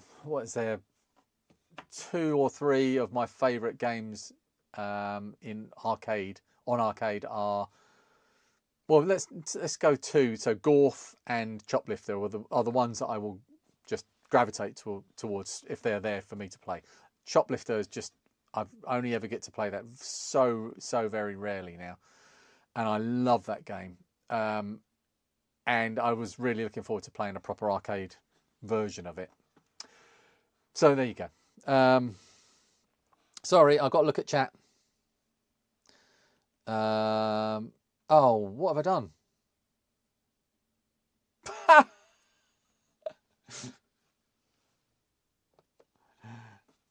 Oops. So you didn't really miss much there. I think everything was, it's just these bits here. Sorry. Oh, take a break, Lee. There's that. I can't remember where we got to. Anyway. Should be using a ball. It's a retro channel. Wrong scene. Oh. So the 2 Spectrums on your desk, what's the difference? Clues? Not a C64 in disguise. No. Nope. I'm not telling you, Dave. You can't know. Yeah, you should be seeing something on screen. I've only done it once. That's not so bad. How long have we been going? Oh my God, it's 20 to 9. Pepsi. No, it's Pepsi Max, but it's caffeine free.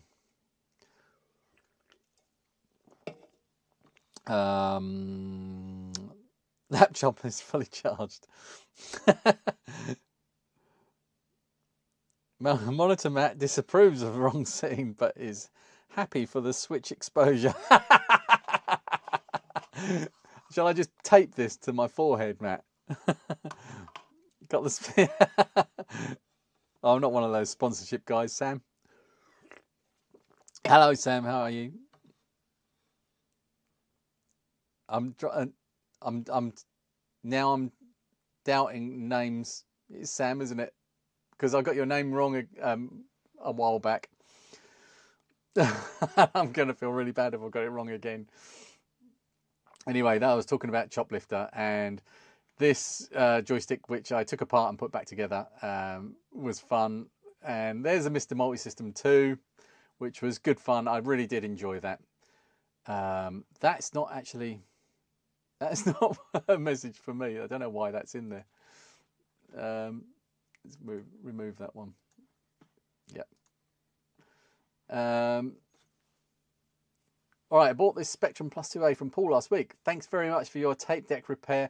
It works beautifully and a great video too. So that's someone who's bought a machine from Paul that I've repaired and made a video about. And that's happened a few times now. So that's really nice. More Mr. Multisystem 2. I still haven't got one myself. I'm still waiting for Richard to sort out there's something going on there, a different way for me to buy one. That's all I will say.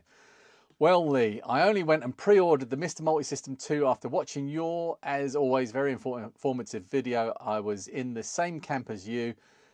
Knew the Mr. was out there, but never really knew too much about it. Got a lot of research to do now before August. Please feel free, everyone, to link to good websites to help me out. And another one, thank you for this video. I haven't watched your content before, but I have subscribed. Oh, first time seeing one of your videos, but glad I found it. I'm in a similar boat, not very familiar with the FPGA or Mr. Butt. Mr. Butt. Yeah. Anyway, so moving on to, I did a review video for, I needed a new microscope. So Tom Love reached out and offered me one. And the microscope is great, and I still use it now. It's good. It's good. I don't actually like, because I went from manual focus to an autofocus one, and in autofocus mode, if you leave it in full autofocus, it's unusable because it's always hunting around as you move around on a board, or if you put something in front of it, the autofocus activates and it focuses in and out, in and out, in and out, trying to find the focus and then settles, and it's just unusable. So I use it on like one-shot focus where I tap the autofocus button and then it focuses and stays at that focus. That's fine, but if I want a manual focus, I have to use the up and down buttons, the plus and minus buttons, and they're just not sensitive enough. It's not intuitive enough. I think the next microscope I go for will have proper barrel focus on it. So it's a good microscope and it's got great output and a good screen. But yeah, I don't like the focus on it at all.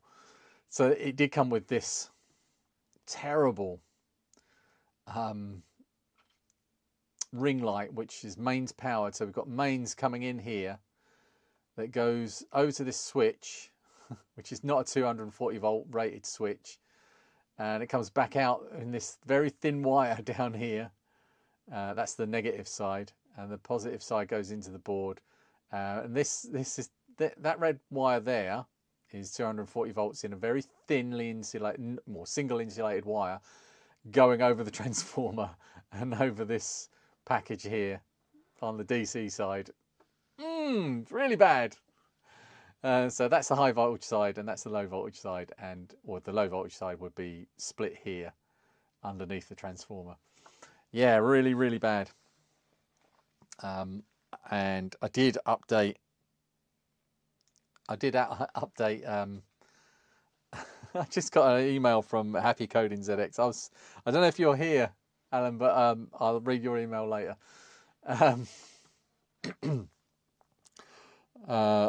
Yeah, it's sort of just an abomination. And anything with, I mean, that's like there's two wires coming in here, live and neutral, and no earth. That potentiometer there, if you pull that cap off, is a metal potentiometer.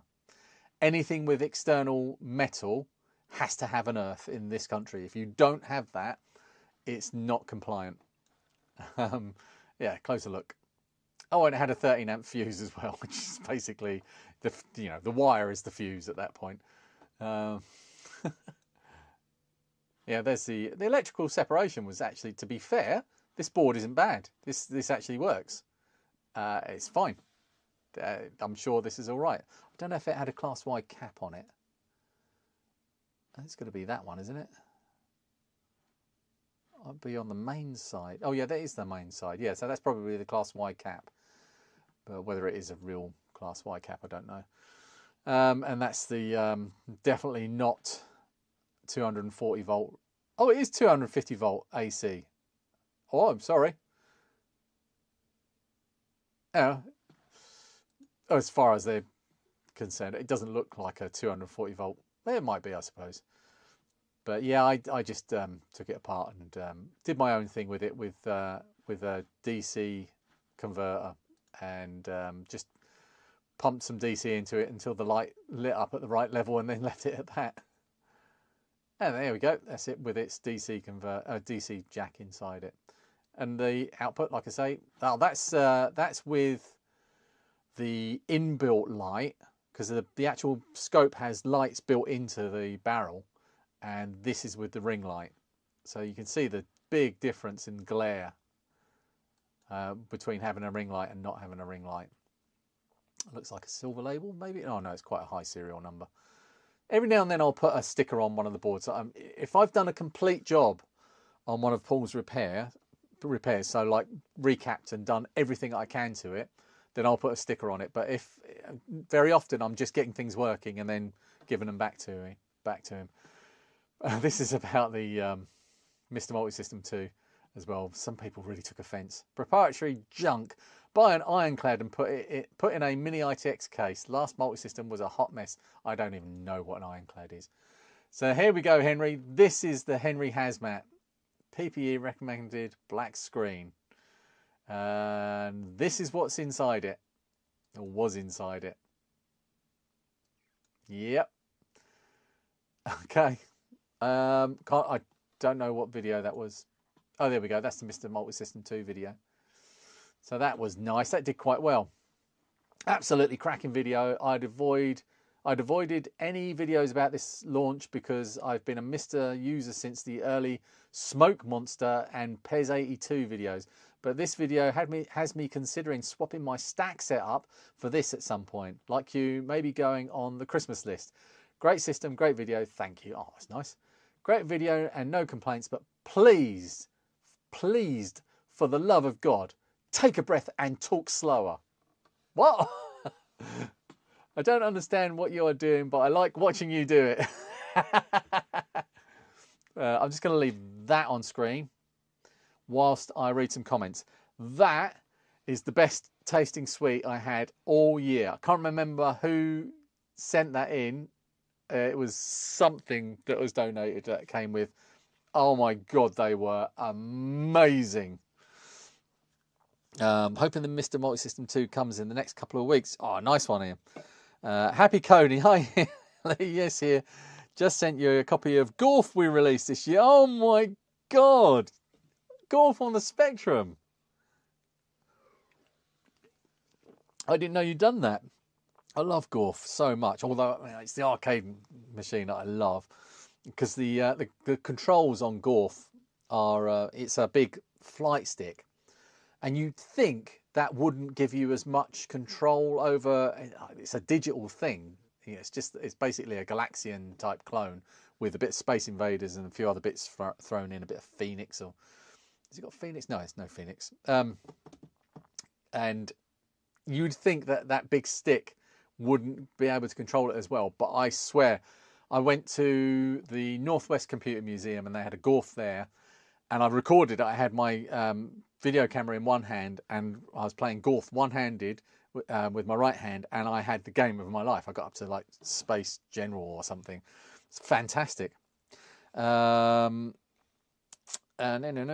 highly, yeah, I'll read your email later. Thank you very much for that, Alan. Good evening, everyone, and Happy New Year. Hello, Taro. How are you? Shocking. Did I get Simon. Sam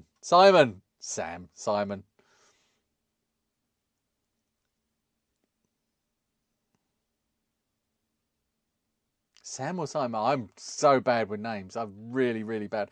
And I've known him for a long time as well. It was really embarrassing.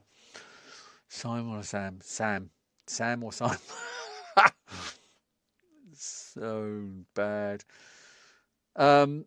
Smart fat fingers. Licorice cola bottles are... I need to zoom in on these. They are amazing. You can't prepare yourself for how good they are. Finish the stream playing his game. I'm not going to do that. It'll take me too long to set it up. Ironclad is a way of doing Mr. The idea that there's something wrong with the multi-system is simply a lie. Yes, absolutely. Yeah, and Happy Coding Spectrum games are incredible. They're just, God, could you imagine getting that level of like his Pac-Man clone back in the day? How good that would have been. Coded by my mate Dean. We just published it. It has what? It's got the speech as well. Wow, it seems to be a lot of Mr. Snobbery. Yeah, it's one of those communities. If you haven't spent 20 hours stacking boards, then you are not worthy. Oh, it's the Linux of emulation. I get called all sorts. But you're on my friend, Simon or Sam. Simon, Sam. Simon, it's Simon. I'm sure it's Simon. My personal experience of golf comes exclusively on the VIC-20. I absolutely hated it. Didn't stop child me playing the crap out of it though. Hello, Rudy. How are you? Ah, licorice cola bottles. Those are always nice. They're beyond nice. What you want to do with those cola bottles is stuff a load of them into a bottle of vodka, stick it in a dishwasher, and vodka, licorice, and Coke. Yes, I knew I'd get there eventually, Simon. Until they melt, of course. Having a pop at... Come on in, Dan. I'll take you all on. Right, let's move on before I start a real fight. Yeah, they are. Oh, I can still taste them now. They're amazing. Right, so I was approached by a company called Cloner Alliance. I think they were called Cloner Alliance. Yeah, they were called Cloner Alliance, who offered to send me this device. Now, this is a device that you would use to convert a VHS video into an MP4 on your computer. So you plug this into your computer via USB. You plug in whatever input. I think it's got RGB and it's got S-video and it's got composite, and it's got a screen on it, obviously. And then you can capture to your computer. It's also got, because it's got USB, it is a capture device. You can use it to capture video. So I thought I would be able to use this on my workbench as a screen and plug it into a ZX Spectrum or whatever and have the output right there next to the computer that I was testing. So I got it. I said, yes, please, I'll have a look at it. And I said, I'm not going to do a review video on it, but I will make it part of the repair videos that I'm going to do going forwards. They sent it to me. They're not very cheap. I think it was about 150 quid. They sent it to me and I got it and I plugged in a Spectrum and it wouldn't work. I plugged in a Commodore 64 and you can see that the screen was not synced properly. I plugged in every composite and S-video that I could find here. None of them worked. So I thought, it's faulty. And I contacted them. And that's where we'll leave that story for now. We'll come back to that in a minute. Oh, look, there's S-video. I'm sure it's got RGB as well. Maybe it hasn't got RGB. It's got HDMI out, so I could capture from that as well. But it's got composite and S-video at least. I'm sure it's got RGB. It might have it on another side or something. But yeah, I could not get a stable picture out of it. Here's my friend Polymat. We did a podcast together, and that's this wires hanging over the screen is basically what I'm looking at now, as well. That's my view. Oh look, there's my. Is that still there? No, I've moved it. That's my dead test. I don't use that so much anymore, but that's my dead test data bit. So it tells me which chip and which bit and everything for the flash codes. These days we'd use a touchscreen keyboard, much more responsive. Okay. Remember, this was obviously for the Mectrum video. Remember when it was called the NES, not the NES? Nope. Never used one. Pete! Right, I'm not going to name everybody because I don't know. I know that I will forget people's names. I am really bad with people's names, so please forgive me. I'm not going to name everybody, but this is obviously Retrofest. I'm going to name these ones because that's Angela, Rob, and Oliver, and they are some of my favourite people. Oliver is just lovely, and I've met him a few times now. I'll name Bobbers as well. True Video, what? I also wouldn't call it a keyboard. Can you use low profile switches with it? I think I might have replied with, what? So yeah, Retrofest was fantastic. Oh, that, is it here? Is it on this one? One of these is, I think it's this one down here, is one of the rarest computers you'll ever come across. I think there's like 4 of them in the world, and this is the only working one. That's Roy Loud Scots bloke. He's Aquarius too. Or it might be that one. Not sure which one it is. It must be this one. Anyway, terrible computer, but he loves them. Oh, look at that. There's a picture of John over there. And Matt, I used this in the thumbnail, and he said, thanks for getting a really good angle of my head. Yeah, that was such a good weekend. I had an absolute blast. This is the Big Red Arrow Club's table down here. We had a couple of tables for the first day, and lots of us were just gathered around this corner and had an absolute brilliant day. There's Adrian from Digital Dinosaur, Binary no, it's not. I'm getting confused with the other Adrian. Anyway, Gordo says, thank you, Lee, for a wonderful series of videos. Oh, this is one of my old series. Really enjoyed these 4. Did not expect 4. Been watching more and more of your fun fixing it videos of Spectrum fixes whilst at the start of my own Spectrum fix journey. All your videos are gold dust. Love the entertaining quality and charisma in the videos. Thanks again, Gordo. I love these sort of comments. I mean, it sounds a little bit, you know, masturbatory, let's say, of me to read them out to you. But I just wanted you to know that sort of comment coming back after, you know, you put a video out and you don't hear very much, and then you get people say things like that. It's the sort of thing that keeps you going. It really, really, really does.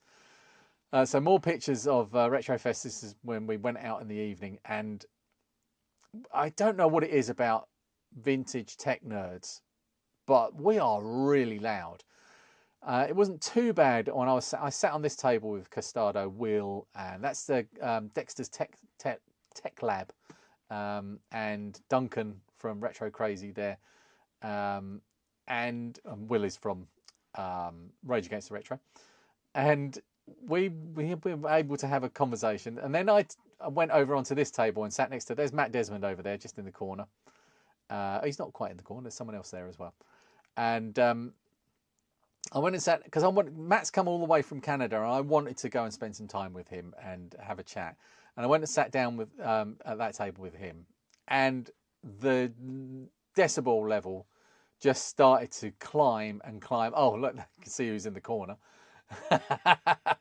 It's Chris Mogwai. The decibel level went and climbed and climbed and climbed and climbed and climbed until you just could not hear the person sitting right next to you. It was crazy. So it crossed 4,000 subs. So remember, we started the year 2,000, just over 2,000 subs. John and Pete, Derek and Jason and Derek and so many people. I don't remember everybody's names. I'm not going to zoom in on that picture. Horrible work. Moreover, you should use a good quality tin. What you use is surely low quality Chinese tin. It's not tin, it's lead. Right, quick look at the. Oh, it says sound. What? Right. Don't have to have a pop at Linux to off itself. Oh, have you tried salmiakki, Lee? It's salty licorice Finnish booze. I can't drink. Not allowed to drink. Dodgy liver. Good thing with Mr. FPGA is there are loads of options now for good prices. No need to have arguments over which is best. They all do the same thing. Absolutely, 100%. 100%. You just buy what you want to buy and don't really listen to people telling you what you should buy. Literally coding a new arcade conversion right now. Not announced it yet. Oh, cool. So Taro says that's Salmia Kikosu. Oh, that's way too many syllables in one word. Hi everybody, Happy New Year. Hello, Wily Coyote Zeman. It doesn't like 50. Yes, so Sam that picked up what's the problem with that Cloner Alliance thing. It doesn't like 50 hertz. Yeah, and it would have been really good, but we'll carry on with that story in a minute. Who's that guy? I Feel ashamed that the only retro thing in that picture was a black CRT behind me on the floor. Looks like that guy is taking things apart and then recreates them somehow. It's a guy that takes things apart and recreates them somehow. Yeah, using the magic of 3D printing and CAD. And Custado, yes, Custado was in there as well. Where is he? He's the amazing Custado is there.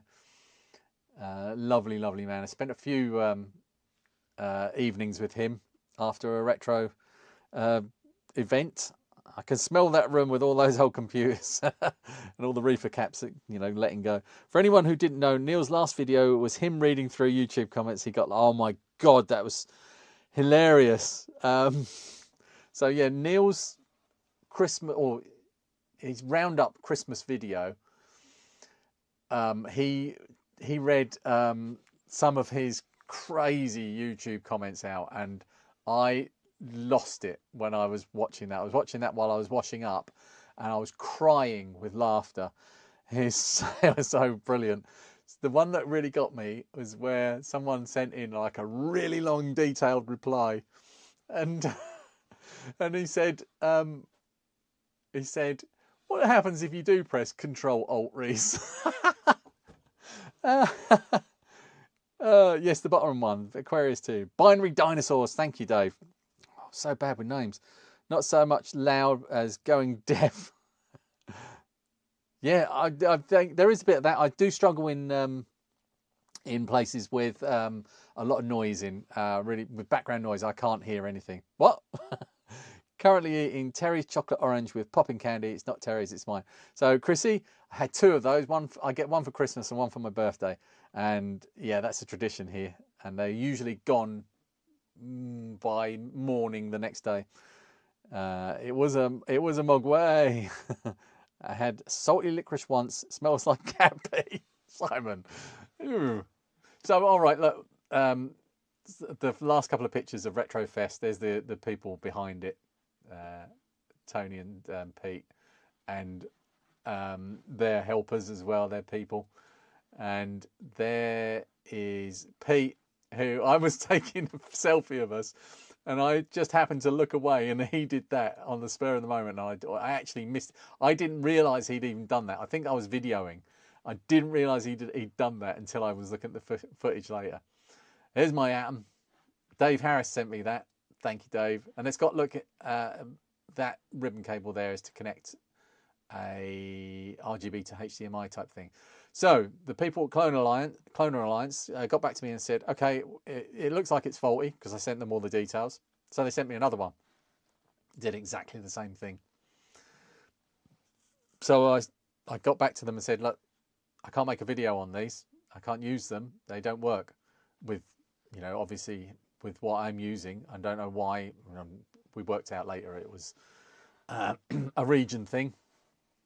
And they said, oh, well, we'll get back to you. We'll get our R&D people onto it, and we'll see if we can fix it. And that was back in June. And I haven't heard a thing from them since. And these were over £150 each. I've actually since given one away to someone. Because I've asked them if they want them back and they haven't replied.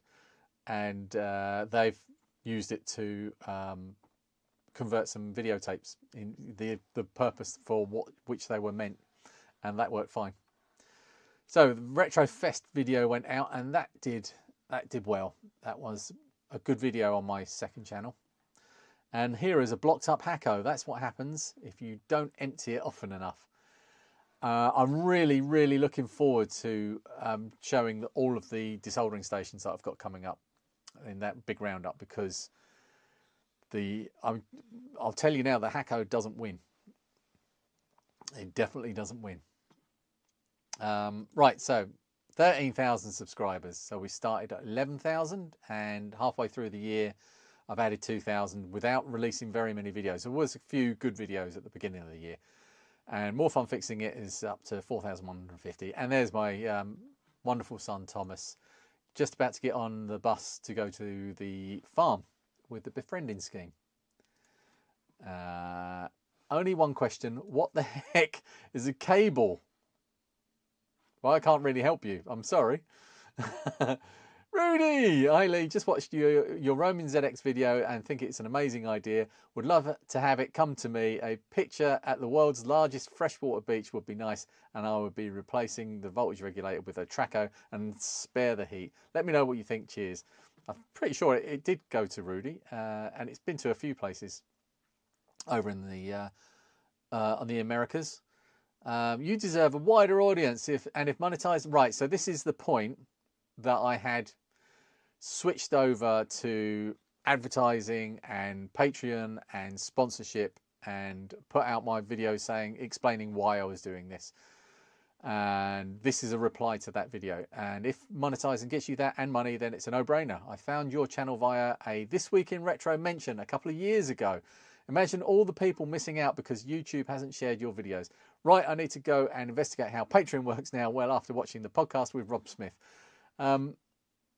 So yeah, that is one of the reasons that I ended up doing this was because when you don't have adverts running on your video. So I had monetized the channel and then turned off advertising. So before you get to monetize to the level that YouTube allows you to join the partner program and you can monetize your video, before that point, YouTube stacks adverts on your videos anyway and stuffs them full.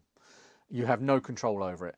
At that point, I took control. I could turn off advertising once the channel got to 1,000 subscribers and 3,000 watch hours or whatever it was.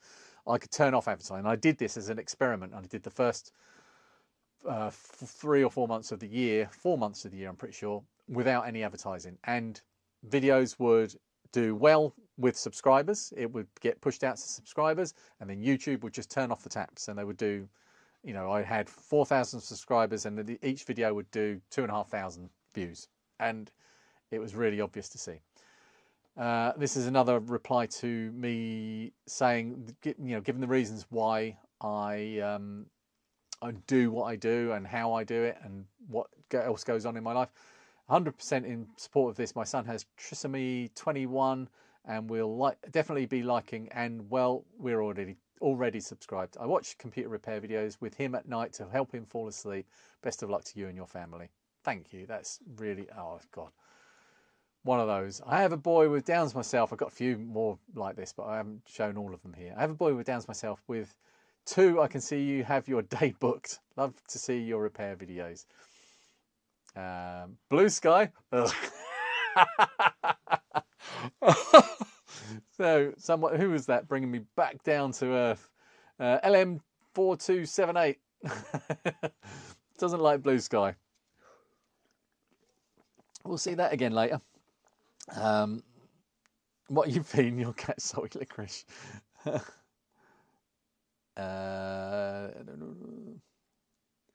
Big fan of pepper licorice. Not managed to find any in years.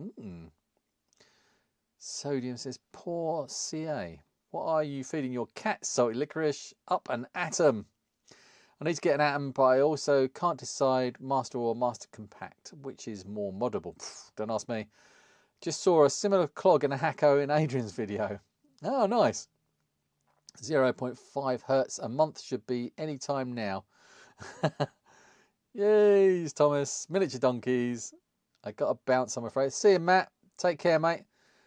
Didn't see him. I've heard about that This Week in Retro thing. Yeah. Oh, no, I think they've dropped it now. Watch hours is down to 3,000. I was talking about this with someone's trying to get over that limit. I think it might be Keith from Yawning Angel. Pepper licorice is amazing. Turkish Piba. I have no idea what this is about. Quite disgusting and amateurish behaviour. And look, here's my mate Henry again. We went off on an Amstrad adventure, and this is the back of someone's car filled with stuff. Well, there's a load of Amstrad monitors in there, and this is the back of Henry's car after we've loaded it all into his car. And yeah, Hello, hope everything is going well. I didn't hear back from you regarding your YouTube channel, so I would appreciate it if you could tell me if you're interested in posting your content on our platform. This is a great opportunity for getting extra exposure on your videos and making revenue while there is nothing you can lose. Hope to hear from you soon so I can send you on our offer and the details. Thank you. So this is one of the YouTube alternatives that host questionable politics. I ignored that one. Oh, no. I'm going to have to skip past that. That's not supposed to be in. Oh, I just realised what I've done. Right, let me just take that off the screen. Where are we up to? Well, I'm just going to wing it. Should have refreshed this page because there's a load of pictures on here that I put in here and then took out because I realised they weren't suitable. Right, so here we go. That's better. And sorry about that. Right, so oh man, I hope you've done exactly what I hoped you wouldn't. Long, unskippable adverts every few minutes. Gone from brilliant to unwatchable. Gutted as I really like your stuff. Another channel bites the dust in my subs. I felt bad for the guy, but I had to explain why. So I said, sorry, Graham, I've done this totally ad-free for a long time now. The way I see it, everything, including you, everyone, including you, have had that content for free. But I've got to keep a roof over my family's head and food on the table, and I'm now in a position to do that to a certain extent with YouTube. For a deeper explanation, please watch my recent video, which is ad-free, and hopefully you'll understand why I had to do this. Didn't hear back from him. This was part of the bundle of Amstrads that Henry and I picked up. I've still not had a chance to look at them yet. And I'm guessing this is a CPC 464 or similar. And it had this. Look at that. What on earth is going on there? Anyone know what that is?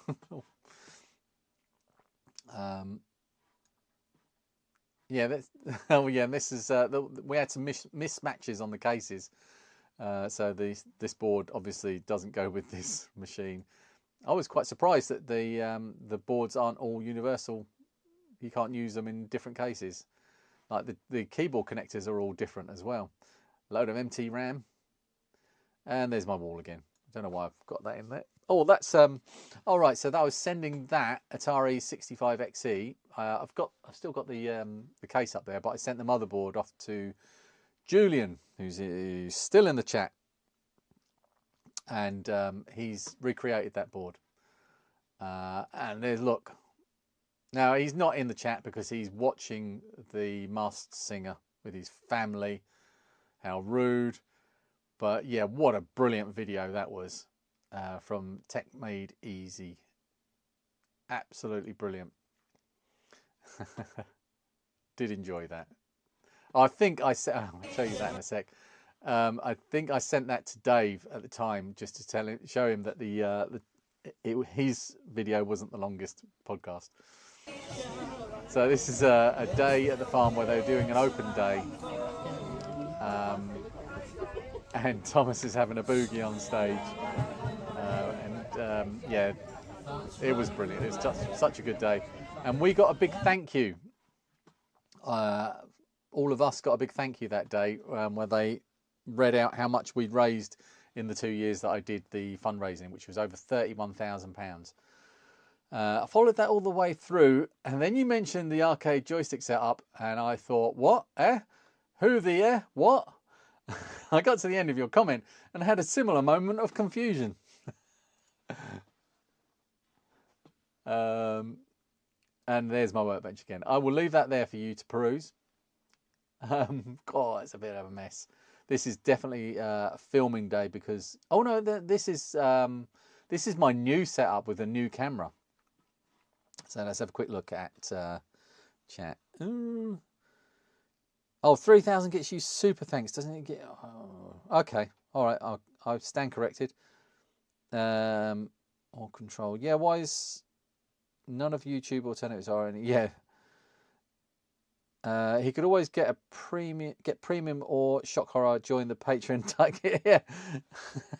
If you don't want to watch adverts, you don't want to watch them, then pay for them. Shortboard. Must have missed that one. That's a ritual to invoke Roland.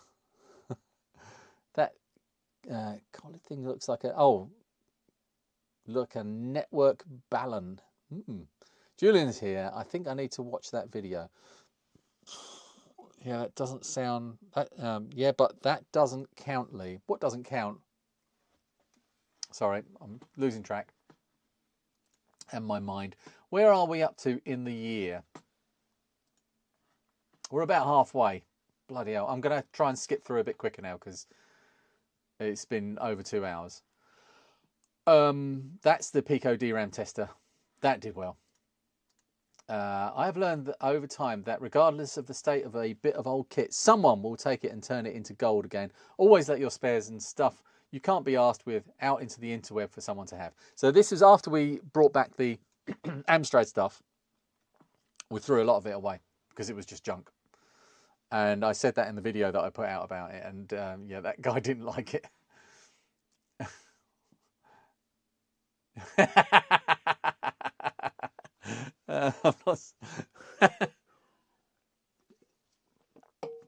You right, Dave?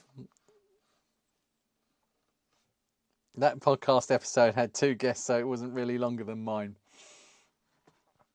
Right, I'm not reading that one out. So 4,444. And then a brilliant day out in Sandgate with Tony and Pete. Going to visit them at Short Circuit. Oh, actually, there's no other pictures here because when we went for the day, I was using my new camera to video everything. Well, I took multiple cameras, but this is something I bought with new patron money. This is a DJI Osmo, which I use as a third camera on my workbench now, but also an out and about camera. So I didn't take any photos because I was just taking loads of video while I was in Short Circuit. But there is a video about that, and well, we'll get to that in a second. In fact, look, it's here. That video, I put it out on the main channel and it just died. I was really disappointed. And it's a lovely video as well. I'm really proud of it. That's the AVG meter thing. There's a brand on that. Universal, I can't remember what it's called. So there's a name for them. Avometer. Avometer, not AVG. Avometer that Pete gave me as a memento for my day at Sandgate. A Super Nintendo. I bought these because when I went to Cambridge, I picked up a Mac Classic 2. Still there. And I bought these because I knew, being clever, that you needed long screwdrivers to get into the Mac Classic cases. And I got those screwdrivers and I got them out and I poked them in the hole and there's no screws in there. It was just, I could just take the top off. I'm wasting the money on those screwdrivers, but I kept them anyway. Yeah, this gets said a lot. That's me. Oh, there's me as well. That's my face. Looking smug for some reason. I've enjoyed these podcasts greatly. You're an excellent host, Mr. Fun, from the brilliant, funny bookends of the episode to the great camaraderie you seem to have with all your guests, at least the episodes I've caught so far. Confession, I'm not sure I've watched a regular video of yours. Maybe I should, because I definitely yearn for more of this stuff. Aww, that was really nice. And yeah, that's that video. And this is, I think...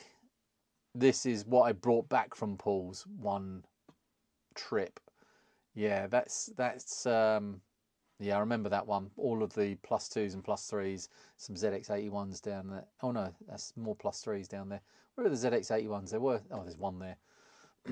Yeah, that's the kind of thing that's probably the biggest load I brought back from Paul's. But yeah, that's what happens sometimes. And he gives me odd stuff like these bits and pieces as well. So he'll just have, because he gets in so much stuff and he just gets stuff and doesn't know what it is, and you know, unless he can find it on the internet easily, it's just I get it.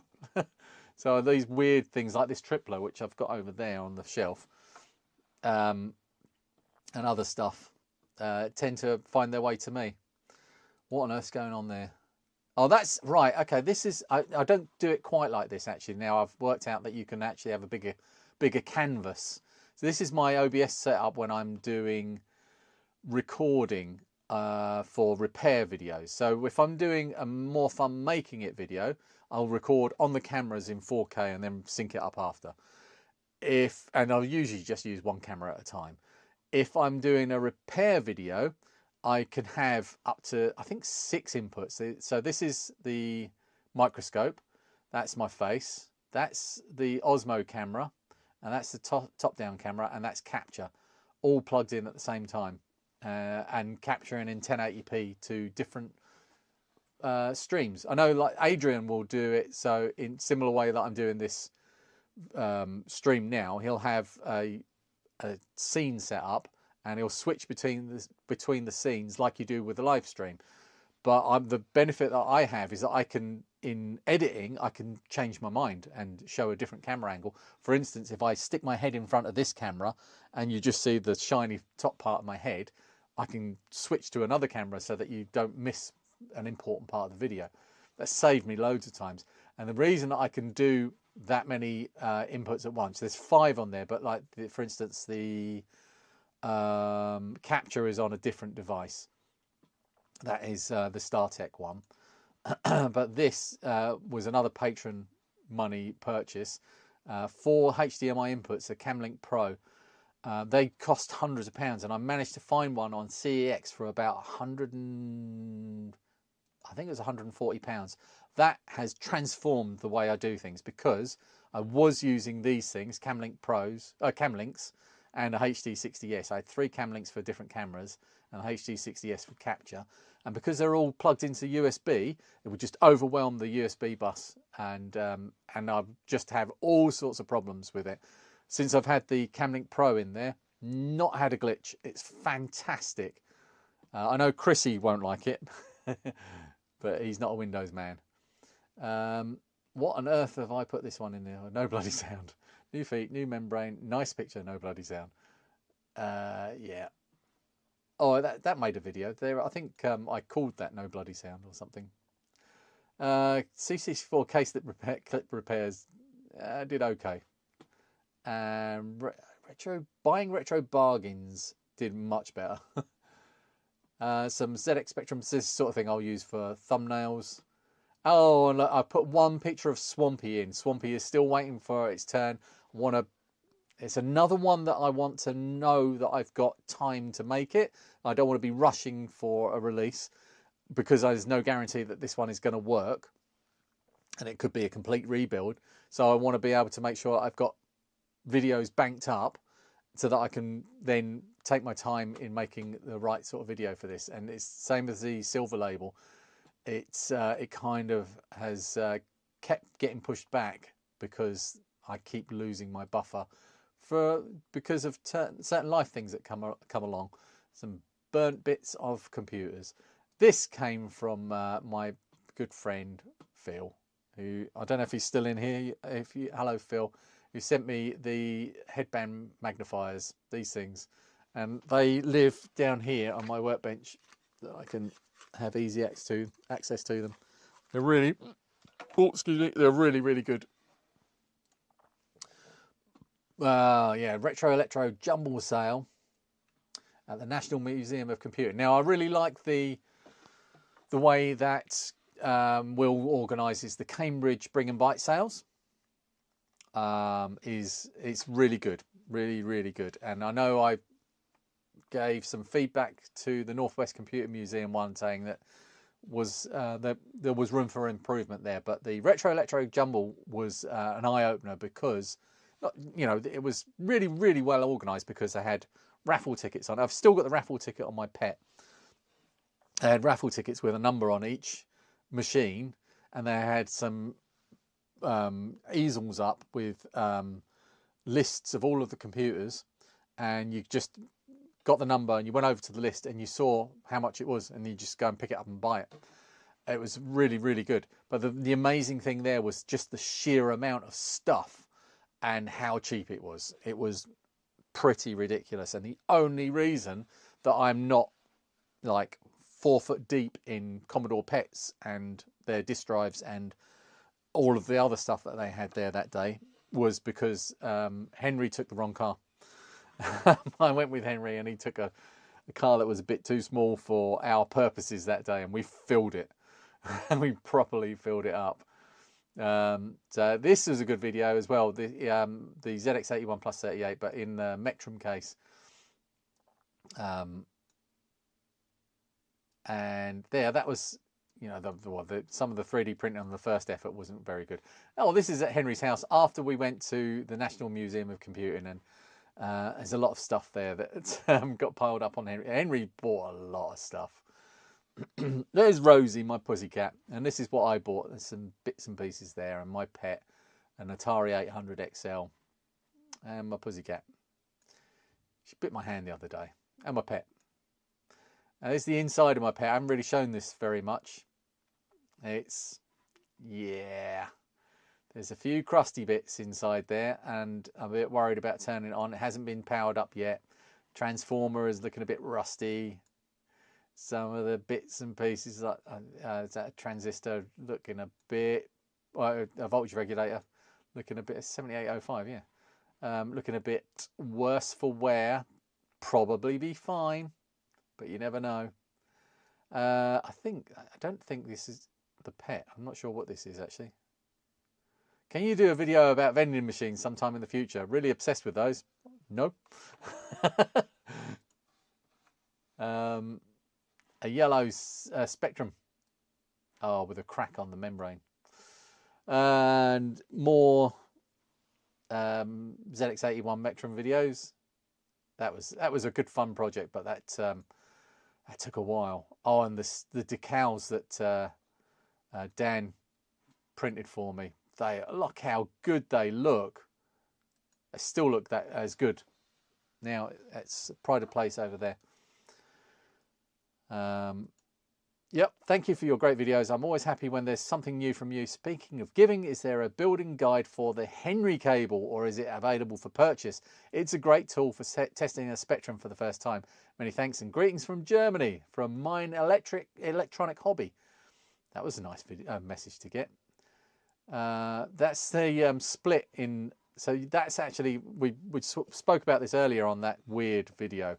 By the way, that video for the thermal camera got I think about 550,000 views, all bought for basically bot views, completely pointless. I've delisted that video, which makes it a really big dent. If you go to somewhere like Social Blade and look at my channel, you'll see my my views go up, and then they go into a negative for a day where I lose 500,000 views, and it looks really fishy, but not my fault. I didn't buy those views.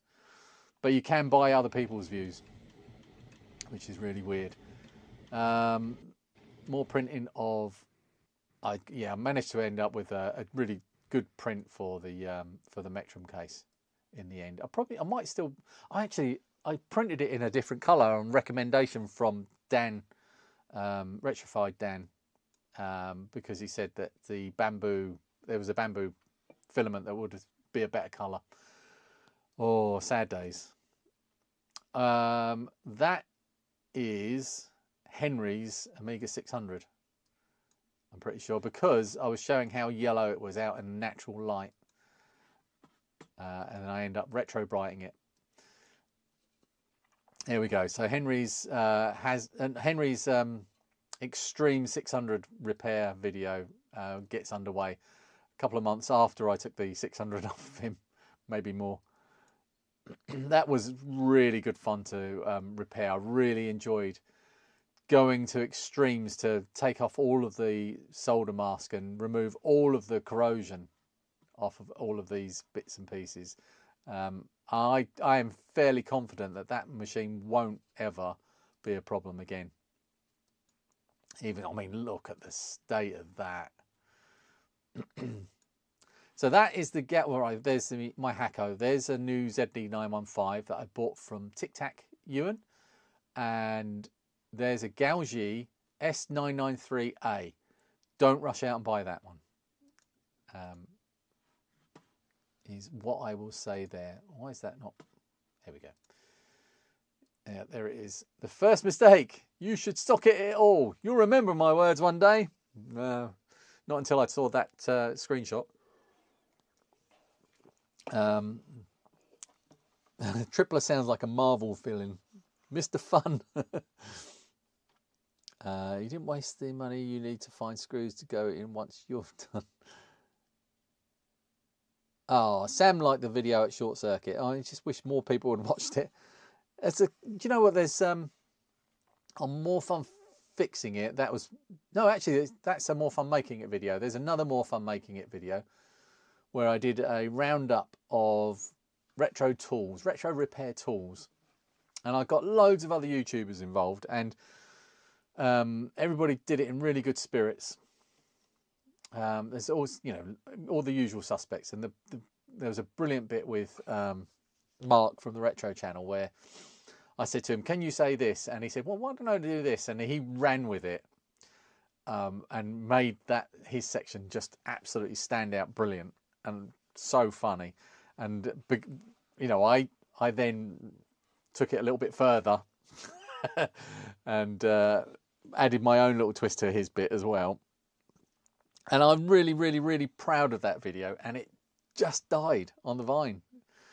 It's just, it happens sometimes. The more effort you put into some videos, the worse it can go. Even and all, hello, Rob. You were on here earlier. It's gone on so long, I've managed to catch it live. The Ugreen USB HDMI capture works great for my needs. Oh yeah, I sent you that, didn't I, Chrissy? It didn't work for mine. Helmet of Goober if you watch Chris Edwards. Always Henry's fault. Soldering that ZX81 clone is easy. PCB is good quality, and I just solder from the top, then flip the board and do... Right, so yeah, I'm going to do that, Lewis. The next time I'm building something like that, I'm definitely using that method because it's just sensible.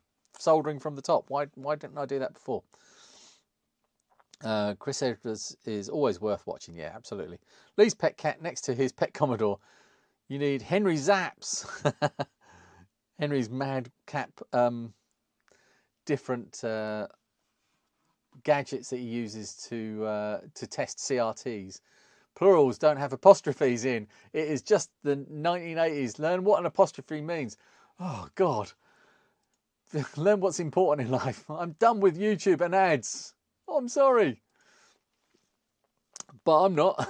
I got 7,380 views. Socket all dips. No!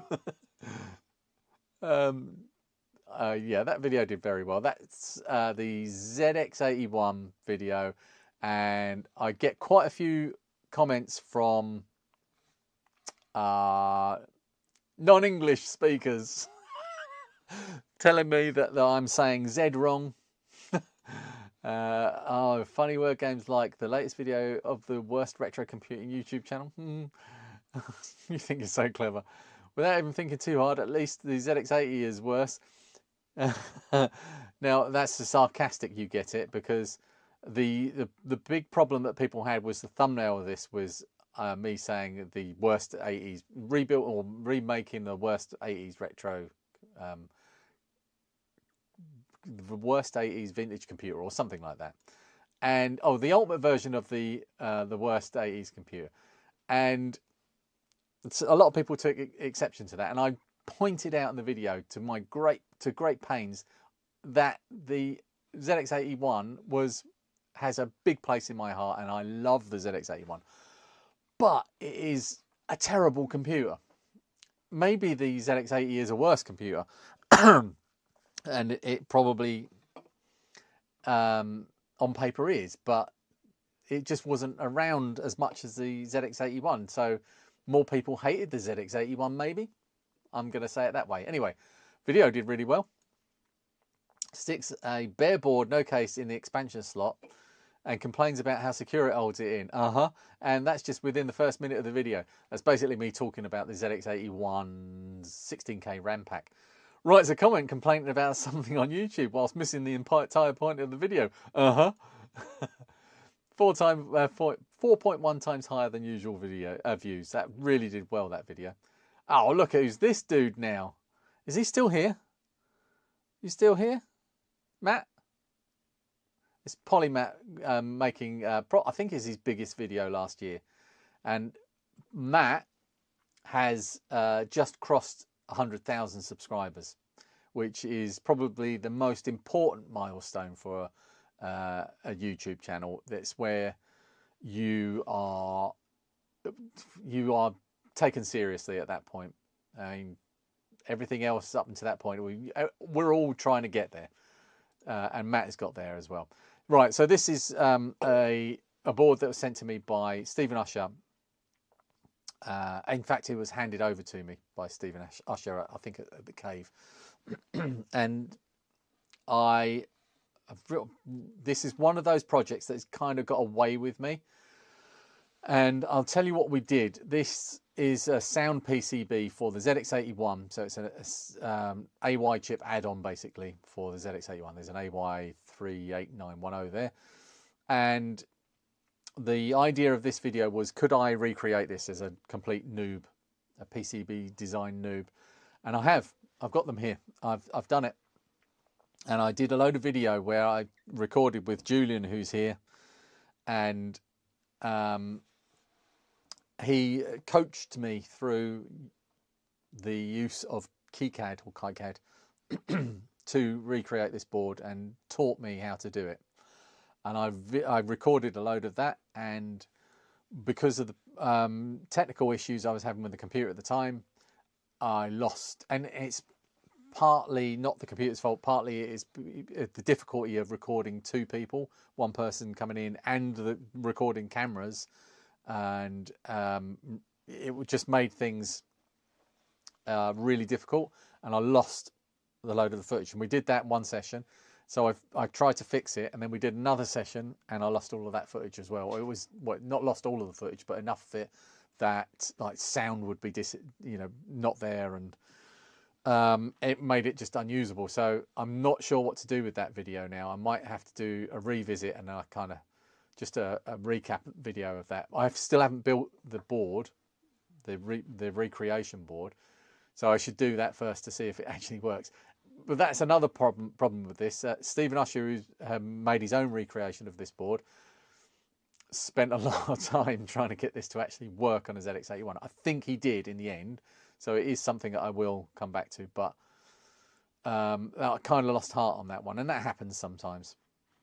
That's 700 subscribers up on that one ZX81 recreation video, the Mectrum video. Oh yeah, so Julian challenged me to, after he taught me to recreate the ZX81 soundboard, he sent me this joystick interface for the Spectrum, I think, or it might have been the ZX81, and to see if I could do that. And I did that one as well, all by myself. So that was part of that video, but I feel bad about that not happening. Sorry, Julian, but yeah, hopefully it will happen. Hello, Orin, how are you? Matt got some fantastic comments from idiots on his video. It happens. I had the Timex Sinclair version of it. I have to agree. Thank you, Simon. We've all bought terrible computers. It's what we do. Lee has more guns than 8-bit guy now. I might use that in the thumbnail. End of the blue tape. It's like we have to bury it and do a Viking burial at sea with the blue tape ends. You could do solar panel videos if you want to do some hardcore delisting. Z80 board for the pet, but you need to. Oh, I would send you a Madison Z80 board for the pet, but you need a disk drive. I couldn't fit a disk drive in the car, Chrissy. I've used something. I was happy to trade it in for. Yeah, the Tero, that 993 is terrible. I've bought a few terrible computers. Right, we've got that. We've done that bit. The FD video was epic.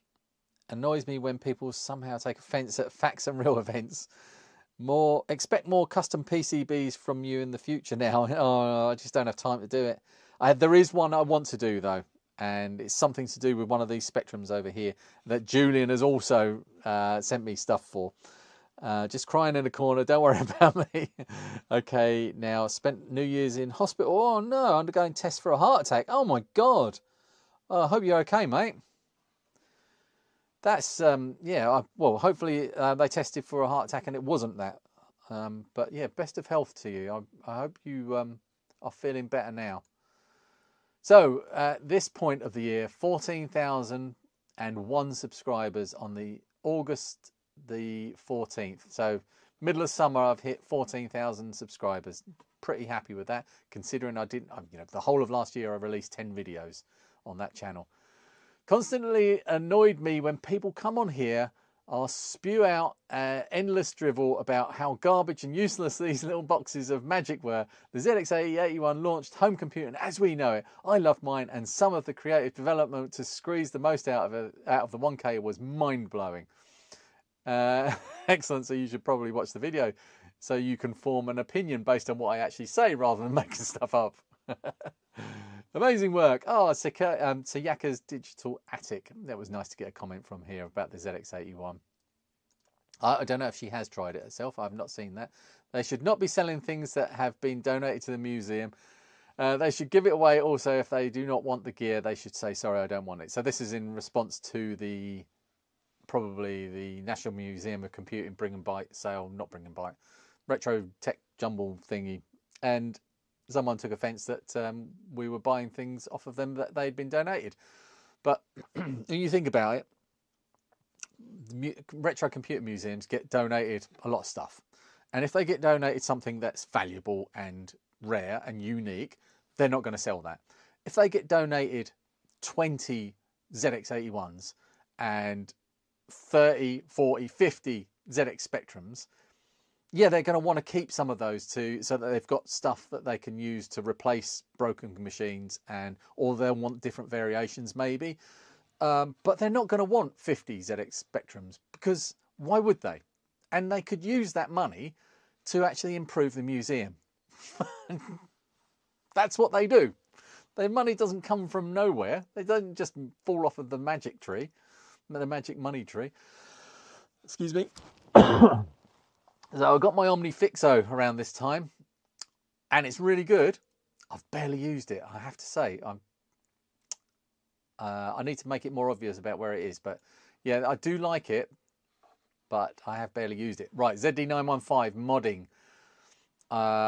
That's going to be part of the video. Not the actual modding. If you want to know how to modify a ZD915 to make it a much better desoldering station, watch Jan Beta's video on it. He's done a couple of videos on that, and I basically followed that. I didn't make a video myself because Jan had already made a really good video, so yeah, no point. Thumbnail making time. And my workbench again. I do like looking at my workbench. I prefer looking back much further, and it's nice to see a summer door as well with just a curtain over it and the door open a crack. At the moment I've got like a thermal blanket over the door, which is like a magnetic clasp on the middle of it to keep the heat in, because it is freezing in here. My feet are really cold. Atrial fibrillation, I've got that. Oren's got I don't have it really bad, but they've already put you on meds for it. Okay, yeah, it's not any fun, but it's very treatable, so I'm glad that you're not in danger. But yeah, look after yourself, mate. How do folks think they find they fund museums? I think that's meant to say. Far more common than people realise. Isn't that OmniFixo a cold metal thing? It is cold and metal, but yeah, I don't like picking up cold metal things in this weather. Only last week, the British Museum was selling a set of Elgin marbles. Got to drop off. Oh, see you, Julian. Have fun and Happy New Year to all. Happy New Year, mate. Thanks for joining us. I have barely used it. That's the title of the record, at least in my case. Got loads of Jan's videos to catch up on. AliExpress have some really good 12-volt vacuum pumps that will give any desoldering pump a huge boost. Ooh, okay. I got that tool, Bisoprolol Daily. Oh, I got that too. Oh, so that's atrial fibrillation. You get watches that can detect it as well. That's the main reason I've hung onto this watch for so long, is because it can detect atrial fibrillation. That's why I got it in the first place. Good evening from Middle Earth, aka Gloucestershire. Oh, from the Shires. Good to see you alive and kicking. Hello. Right, so where are we? What are we up to now? We are up to August. So that's basically halfway through the year. What have I clicked on there? And we were looking at my workbench. Let's go back out to that view. More work. Oh, I do like looking at my workbench. So this is more like my streaming setup that we've got now, although there's nothing on the workbench really. At the moment, it's just covered in stuff. But yeah, there's my Stream Deck. There's OSSC there. That's the old capture device. I've replaced that with the StarTech one. There's my Aten ST862D hot air gun. That is a brilliant tool. Really good upgrade. My old multimeter, I've now changed that to a Bryman, the EV blog one. What else have we got in there? Sugun's still there. I do like my DC power supply, but it's long. It takes up a lot of bench space. I've had to put it up high on the wall. This is my main tool station with my cutters and pliers in, and things like solder suckers and things to poke into the end of desoldering guns and pens and stuff. My tweezers and my iFixit toolkits, one up there and one down here. And my Zoyis up there, and some bits and pieces live in that shelf. I need some more Kimtech things, tissues. And there's my old multimeter. My old oscilloscope, my Hantex oscilloscope is still there, so that gets talked about in a bit as well. Some retro brighting of Henry's Amiga 600. That's the difference of a bit of immersion brighting. My other workbench is the one behind me over there. Unusually with nothing on it. It's always just gets stuff put on top of it. Again, this is where I keep my fan in the summer. It just sits in that vise. Sorry, I'm having to speed through because otherwise we're just not going to get through all these. I mean, we're about 2/3 of the way through. More retro brighting. Me drinking a glass of orange. The Ultimate ZX81 doesn't include SD card support. Fascinating. Is it? Finishing off Henry's Amiga 600 repairs. I was very, very proud of that. Didn't have to replace all of these caps because some of them, or the modulator was coming out anyway, so didn't need to do that. But yeah, there's a big chunk out of that chip there, but that still works. I replaced that one there, and some of these got replaced. But yeah, really, really proud of how that worked out in the end. And a pile of Commodore 64s to repair. One full of spiders. Hope there's no arachnophobes. My Paz picture again. And looks like me and Thomas are off to another Premier Inn for another visit to the cave. Hey, Bobbus. Oh, Derek. Oh, look. Who's that? I'm pretty sure, because I'm terrible with faces, but I'm pretty sure that's Orin, who we've been chatting to about his heart. Oh, I've just realised what that meant. AliExpress, all right, we've got that bit. Cleanest workbench. Yes, the little one who donated for the Spectrum Plus 2B. Ah. I have a Vivor hot air gun, much like that one. They must all be the same. They're not all the same. The Yahoo ones are not the same. Remember, Lee, that retro brighting makes micros explode, so you've been told. Yeah, and make all your hair fall out as well, which I have empirical evidence of. I still, because I retro brighted something, and I mean, it's not all there. I mean, that is science, Dave.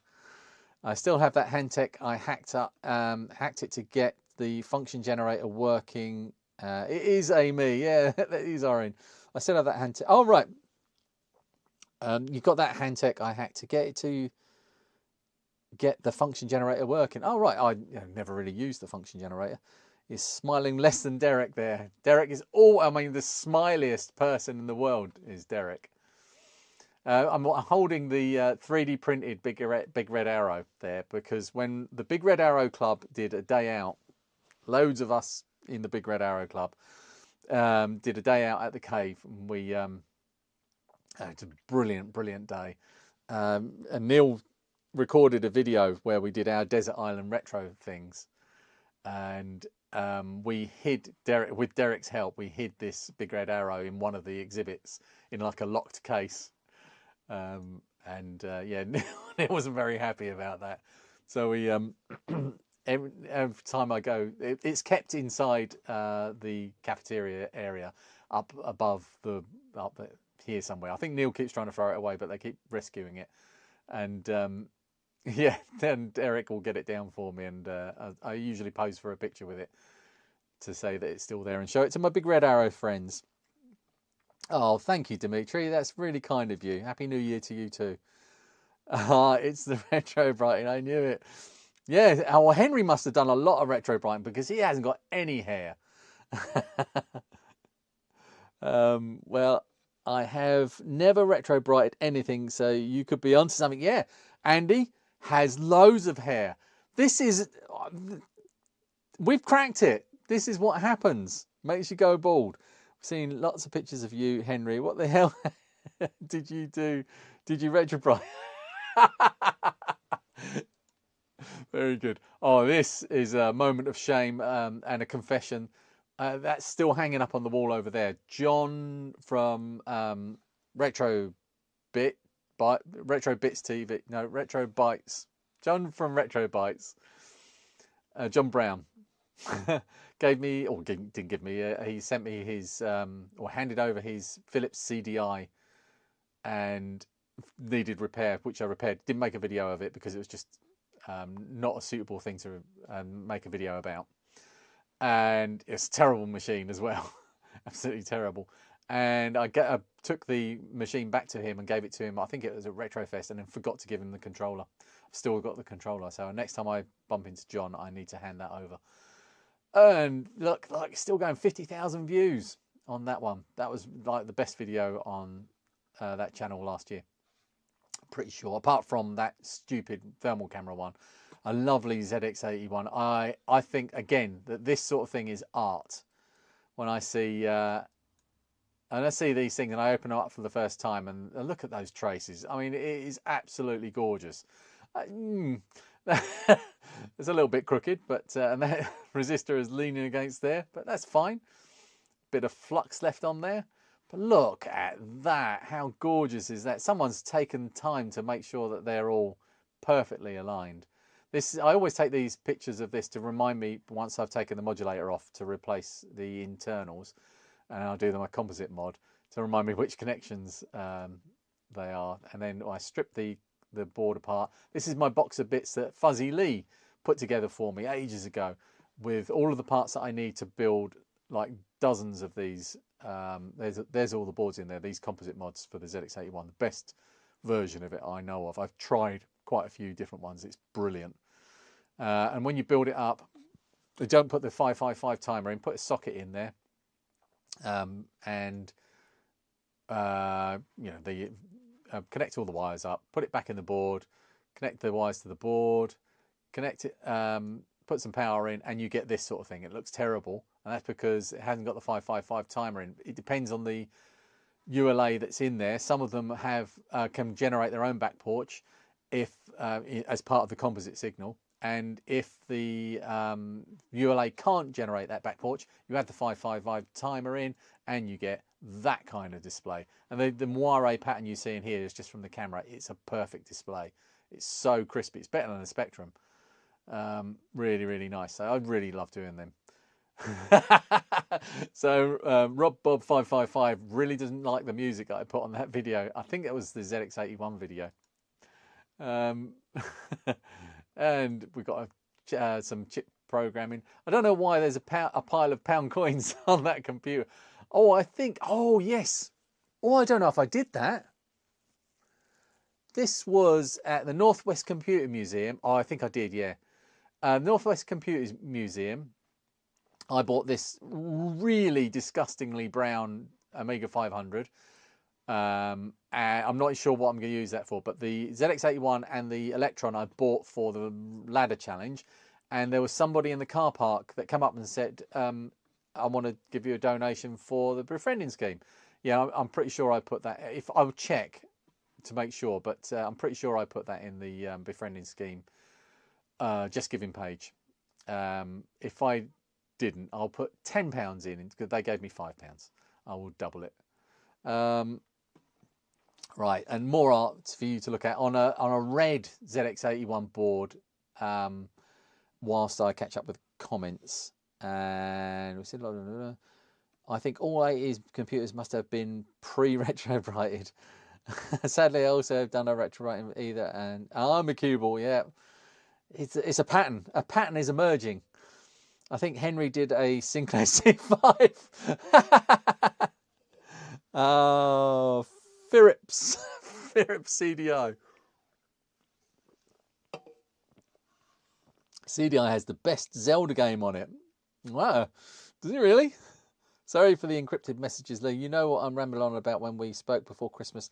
I'm down at the Retro Cave next week, dropping off Atari STE kit as they are only on my doorstep. Oh, right, yeah, I think I remember.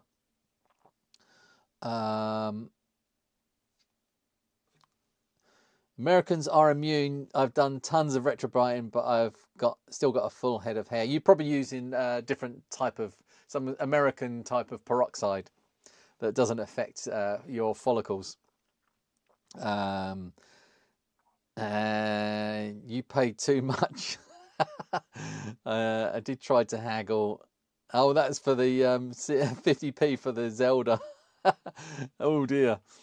Hack bill restore cheeky git. Right, we're getting there. We're getting through. Look, more art. Look at that. It's so gorgeous. This is Henry's Amiga 600 after I finished with Chrissy's Fault sticker on it. And this is what Henry brought me as a thank you. A load of biscuits and truffles and I think they're chocolate biscuits in there. Yeah, they didn't last very long. And there's my mate Henry again in my garage. And this is the scope. So I've sold the Hantech scope. Somebody on Discord bought it. I can't remember who bought it now.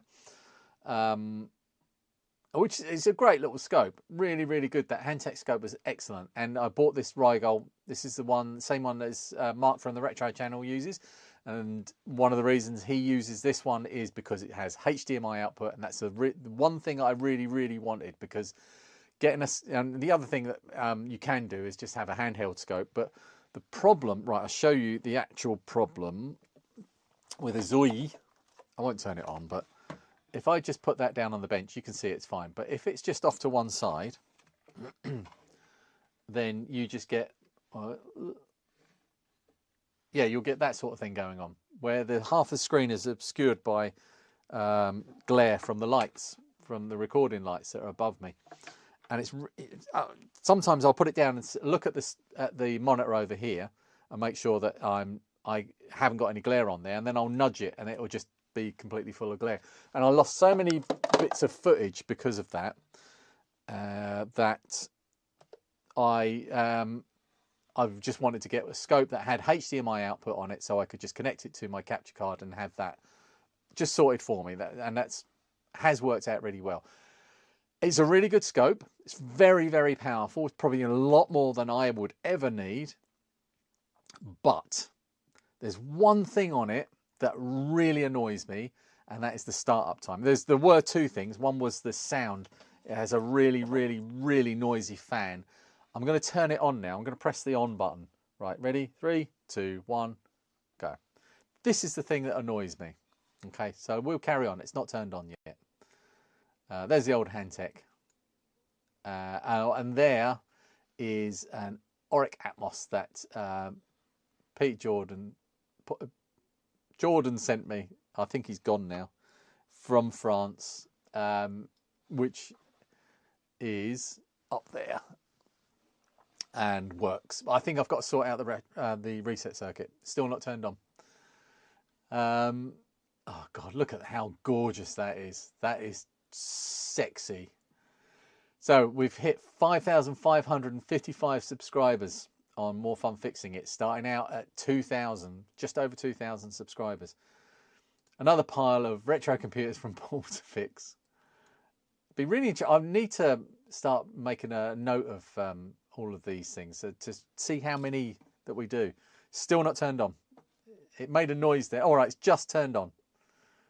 Now it's now usable. I'm just going to turn it off.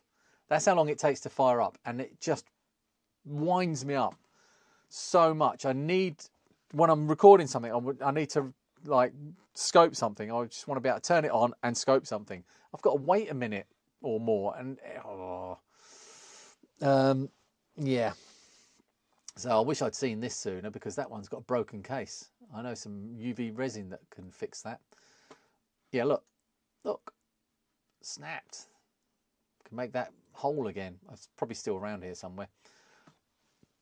Okay, some grotty tape decks. This one was grotty because it had been in a flood. You can always tell when things are in a flood. This is a load of stuff. You can always tell when things are going back to Paul's way, because he does the big bit of blue tape with a description of what he thinks is wrong, you know, or basic diagnosis, and Dodo. And I'll put little bits of tape on with what I've done, the work I've done to each one, and what hasn't been done to each one, etc. So that's the boot of my car going to Paul's. There's a whole load of C2N tape decks. This is coming back the other way.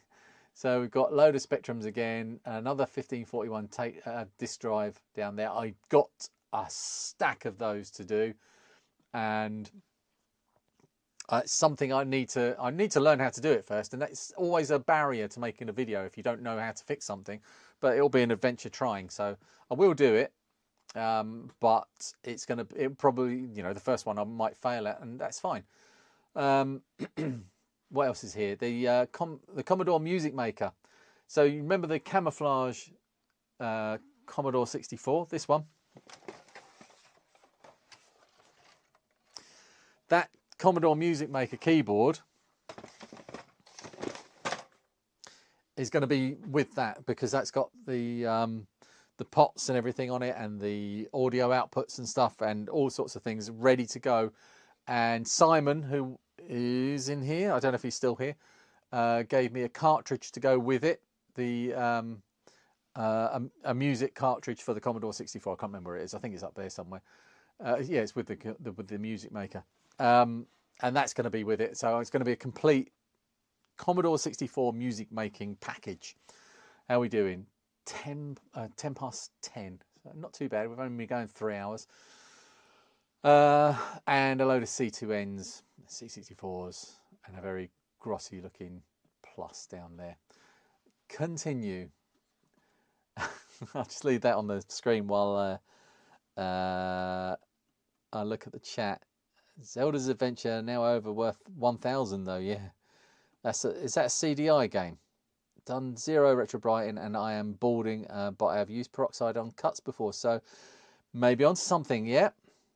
Did I miss the photos of Blue Tack? Been watching the live link now for 25 minutes and no Blue Tack photos. I've got some Blue Tack. It's always on my workbench. There might be some coming up. I can't remember actually. They've been right. So I leave the Blue Tack stuck to my Sugon soldering station. So you will have seen Blue Tack if you look closely. Paul Jordan. Sorry, I'm so bad with names. I'm so bad with faces as well. When I went to the Bring and Bite sale, I was absolutely embarrassed myself by. Paul is a lovely guy, and he's donated some fantastic things, and we've had lots of brilliant conversations, and I've met him a few times now. And I walked up to the queue outside the Cambridge Museum. Henry was standing there. I said hello to Henry, and someone else is standing there, and I didn't realise it was Paul until we were inside, and I think we were talking about an auric atmosphere or something was going on, that it was something to do with something that Paul had sent me. And he said, yeah, I sent you one of those. And I just suddenly clicked, and I wanted the ground to swallow me up, because I just completely forgot what he looked like. And that happens. I don't know why. I've just got a terrible memory for faces and names. The Zoiscope doesn't like your polarizing filter on your top-down camera. No.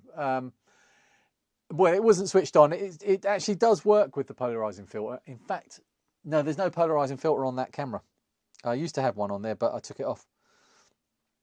Yes, it goes by Jordan. We can't hear the fan due to noise reduction. Right, so the fan is fixed. I put a 3D printed bracket on the back, removed the internal fan, and put a Noctua fan inside there. So that's hacked. It does. You can hear it when you're here, but you can't hear it on a microphone. There's no noise cancelling on this one. I do like things quick. Don't know what that's for. See you, Taro. Take care. Cheers, and have a great evening. Simon's still here. I'm sure it can play Doom, but it takes 30 minutes to load. Yeah, the scope can play Doom. Synth cart. That's what Simon gave me. I haven't forgotten. It's going to be a thing. 3 hours waiting for Lee to say something interesting. You son of a bitch. You always seem to end up bringing more machines back from Paul than you take up. Yeah, eventually you'll be needed a van for them all. I'm actually hiring storage as well at the moment as well. Not for Paul's stuff, but for my stuff. Thanks, Lee. You reap what you sow. I prefer USB-based scopes. Maybe something to try. You can do, yeah. USB scopes are a thing as well, but the Handtech had a USB interface, but the software on them really bad in general. But the HDMI is great on this one, but the startup time is killer. I've got a forgettable face. I'm the same, useless with names. Oh, it's really bad sometimes as well. Have I joined just at the end? No, Chris. Hello, Chris. And you were mentioned earlier, and your picture was shown earlier as well.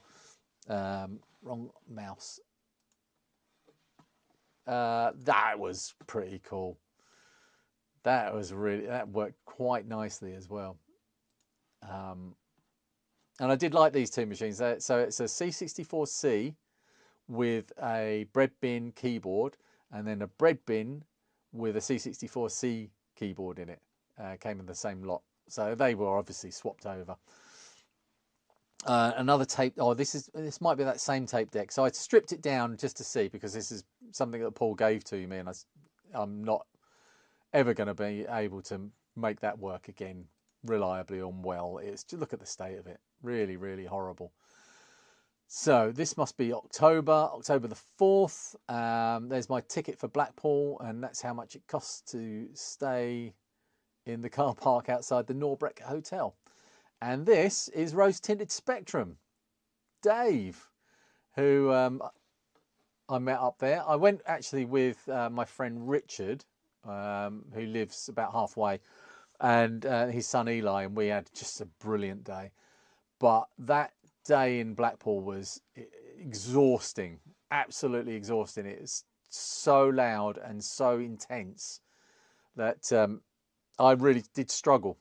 That was the Bispam Kitchen restaurant, one of the best fish and chips I've ever had. That was massive. And then we had ice cream after as well from there. I had something really, really weird. So more people that I bumped into. That's Retro for You, Neil. I've gotten, this is oh, oh God.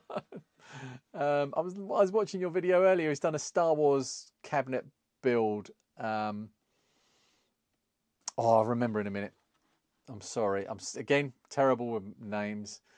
So the in this video, I did it again. That repair video. I asked Rosie Dave from Rose Tinted Spectrum if he would help me with a bit of music. I wanted to do like a little remix of a bit where I stumbled, and he said, "No, give it to me and I'll do it."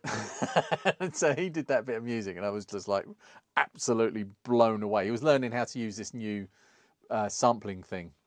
It's like cross between software and hardware, and yeah, he did it, and it made that video just so good. And there's a pile of ZX Spectrum plus 2s and 3s to repair. What is that one? DC connection, not food. So that's you know, I made a video about that one being not food. Yeah,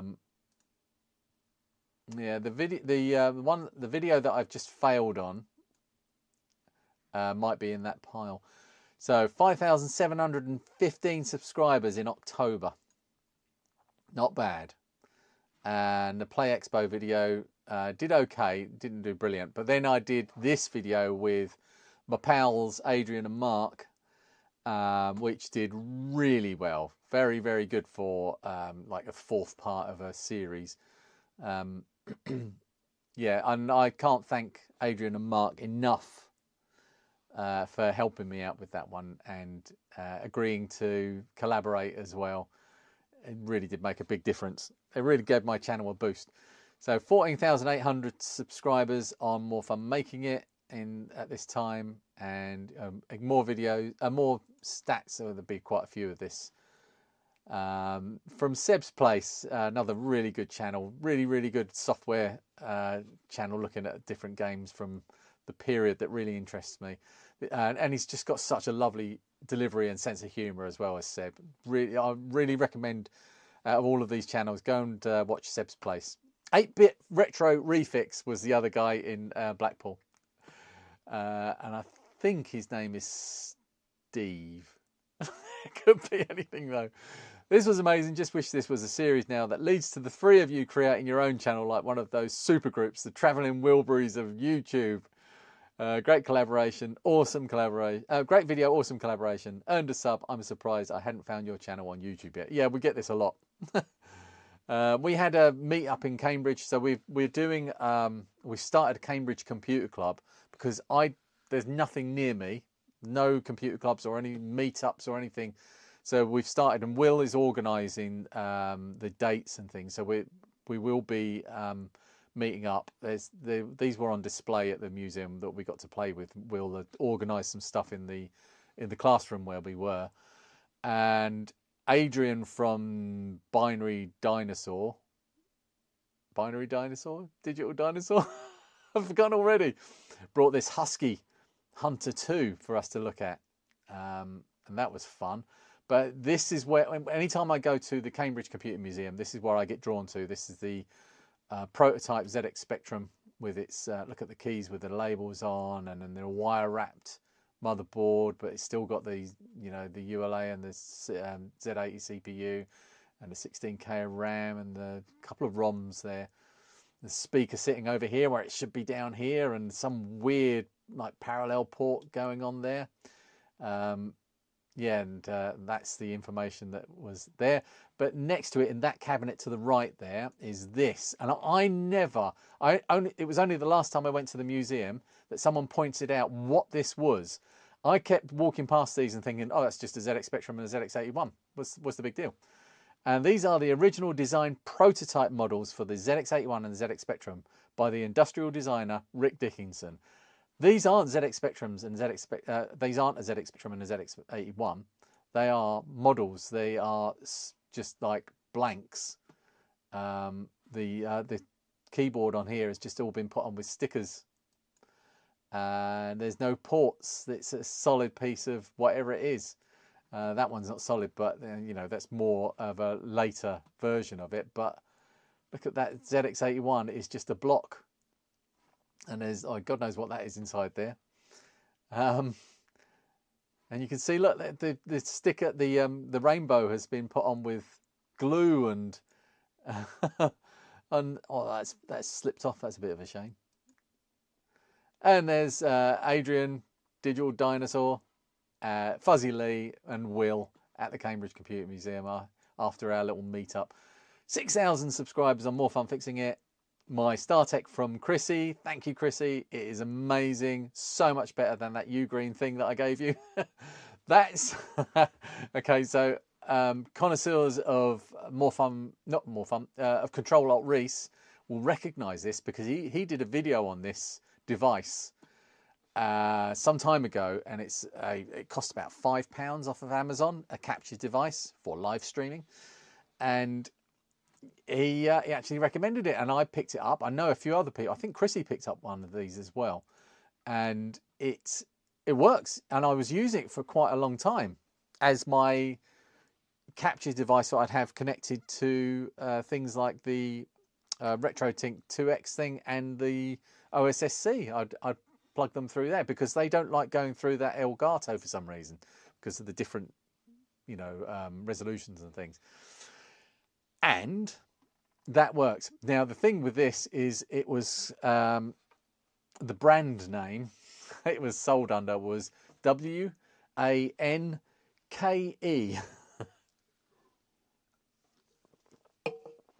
I'm surprised you need storage of PC engines. We'll get to that in a second. Oh no, I've mentioned the PC engines.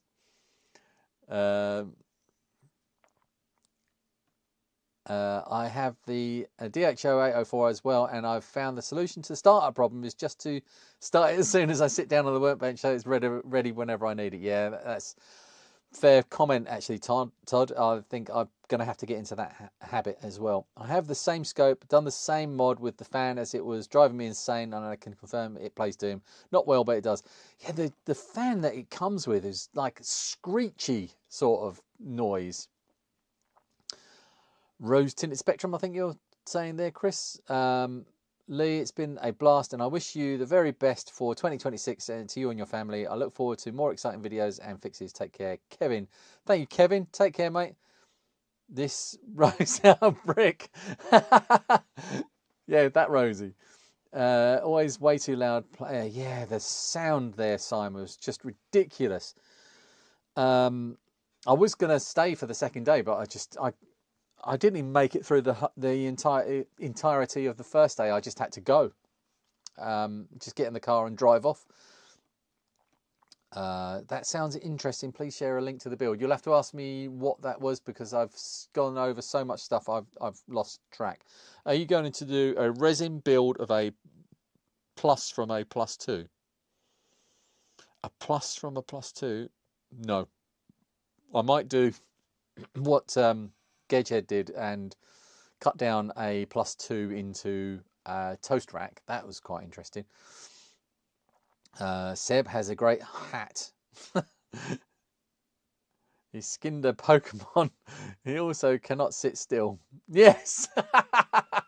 So we did the Big Red Arrow Christmas quiz, and Dave hosted, and Andy Hackbuilder as well. Andy did all of the behind the scenes stuff and got everything organised, did all the questions and things, and he had to edit it as well. And Seb was like, because we're all in our little boxes, when you edit something like that, you want people to stay in their box, because if they move out of frame and they're halfway like this, you have to move the frame, and then they'll move back, and then you have to move it back again. It's really irritating.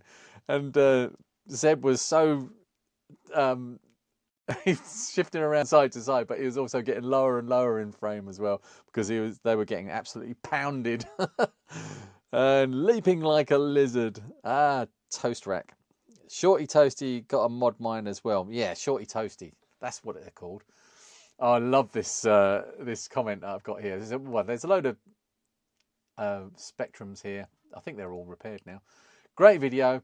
Please don't mention Adrian. Thanks. Oh, I should read it with the cadence that they've put in. Great video. Please don't mention Adrian. Thanks. I don't know what Adrian's ever done to them. Here's my C128 that's over there, and I still need those keys. I bought that from Fuzzy Lee. And then there's that chip tester Starfighter joystick. These are really, really cool. That basically they underneath the joystick is connected to, this is the bottom side of the joystick, which has got this rubber bung around here that leans up against these posts, and then this ball presses against like leaf switches, and that's how it makes a connection. There's a clip that goes onto the shaft of this, which is one side of the connection, so it's like the ground connection, and then yeah, that makes a connection with whichever switch goes around the outside. But they feel fantastic, those joysticks. More repairs, loads of broken chips. I sent a load of those to Chrissy actually. My ZD915, which I got back for this new video. This is the end of the videos, the thermal camera saga. 615,000 views. That is the revenue. I left the monetization on it from March. Started around here, so it's probably April time I turned it on, and it made 57p off of 615,000 views. There's the view counts. That's what they paid for, and it dropped. You know, there was one day where they just switched it off, and then they switched it back on again, and it was obviously just a bot farm. No idea why they do that. It must cost them a fortune. It must cost them thousands to actually pay for that. Oh, these were sent to me by our absent friend who's watching 3 hours of... oh, Paul's here. Hello, Paul. 3 hours of The Masked Singer. He sent me... Oh, I did pay for these Henry flops. Basically, Gotex. Oh, there's my new multimeter as well. Let's quickly catch up on chats. Poor Adrian. I actually had to have picked up on that chip tester a week before you did this video. It's a great tool. Cool. A broken toast rack has been purchased today. Yay! I haven't fixed a toast rack for a while, actually. I had to get my own one out to feature in the last video. Usually I've got, like, you know, a few here from Paul. Universal Retro Boss, have you checked your spam folder? So Lewis is trying to contact you about buying a +2 grey case. I have got a spare one for Lewis if you want to sell it to him in Portugal, Paul. EV blog, yes. The Bryman BM. I think there are quite a few different ones. I picked this one out, the 2257. I can't even remember why I picked that one, but it seems good value and it is a good multimeter. There did surprise me that there were big changes and big differences between my old multimeter diode test and this one, so I'm going to have to get used to it. But this is something that I don't know if Dan is still here. Yes, yeah, Dan. I've built it. It is half filmed, so it will be coming. But there's a lot more to that video than just that build. So, because it's going to be Sig Kick Pico Part 2 video. Night, Peter. Take care, mate. You've been watching the darts. You've had me on in the background whilst watching the darts. I'll never talk to you again. Do you deal in arcade machines? He does. I'm sure he'll sell you an arcade machine. So one thing I will give away about this Yahoo 948 is that this thing is in the... I can show you it actually. In the gun is that spring, and that makes all the difference to how solder is collected inside that desoldering station. It is a revelation, absolutely brilliant. I'm really looking forward to showing that off. So we get this a lot. I went into the show notes to see if you mentioned the tester and saw that you used BlueSky. Yuck. What? I don't understand why that is a problem. People are odd. So that video is... Oh, that's the fake chip tester video. That went ballistic. Did really well. We are getting there now. We're on the last stretch now. This was right. So this was donated. This is a Pi Storm that Dan Dan from, I've forgotten the name of his channel.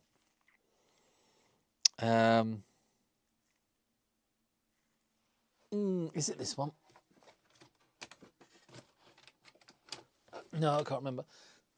He stopped his channel now. Oh, Dan at, is it Retro Resolutions?